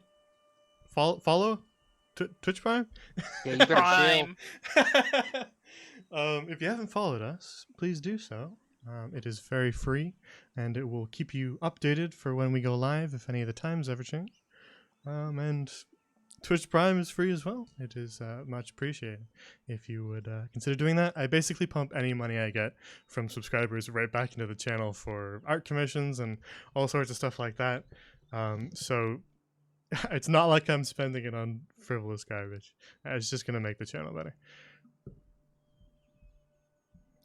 Man, I gave you money so you can preach yourself. Beat yourself before I beat yourself. Chibi, can I show the art you did? Because it's amazing in the meme channel. Oh no. It's so good. Don't look in meme channel. Hey, let me put it on stream. Can I show it? It's so good. I need to keep it. But I'll only show it if you want me to.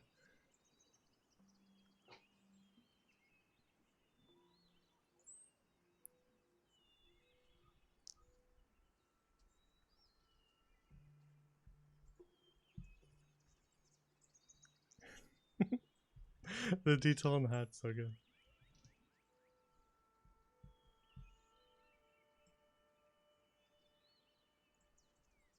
Alright, thank you, Chibi. Nah, don't apologize. This is amazing.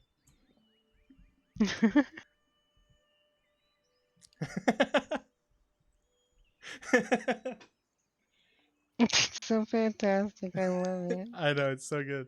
I read the caption, testing the DM's patience.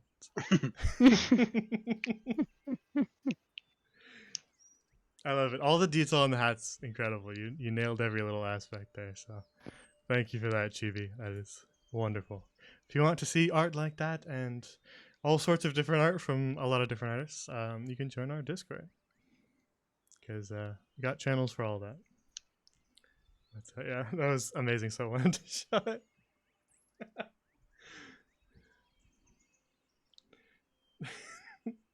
I can make that emote in the Discord if you send me the actual file, Chibi. But that's up to you. Oh, it's an emo- It'd be so good.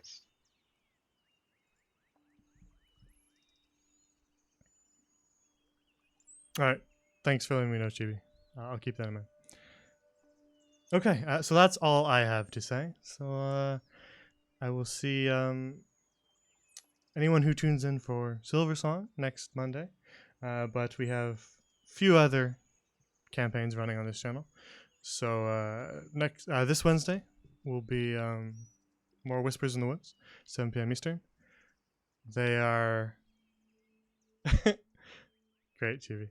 They're wandering through a mysterious Fey forest, attempting to find an even more mysterious city of the Fey.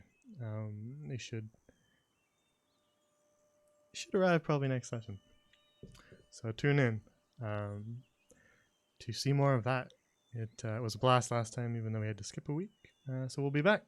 And then perhaps Friday will be more Seas of Sand, though I'm not entirely sure. Or no, actually, perhaps Friday, perhaps Sunday. Maybe more likely Sunday. That seems to work better for them. I'll say Sunday. Pancake cake. For more pancake adventures. Yes. Pancake and his sidekicks, the party, as they make their way through the Imhara Desert, perilous, sweltering sea of sand, in an attempt to reach the Kasana Oasis. Pancake is their camel, for reference. And he's truly the main character. A true hero. Cake and company. And that'll be sometime in the evening, probably 7-ish as well. Eastern, of course. But other than that, thanks for tuning in, and everybody have a good night. Good night. Thank you for Bye. DMing. Nice.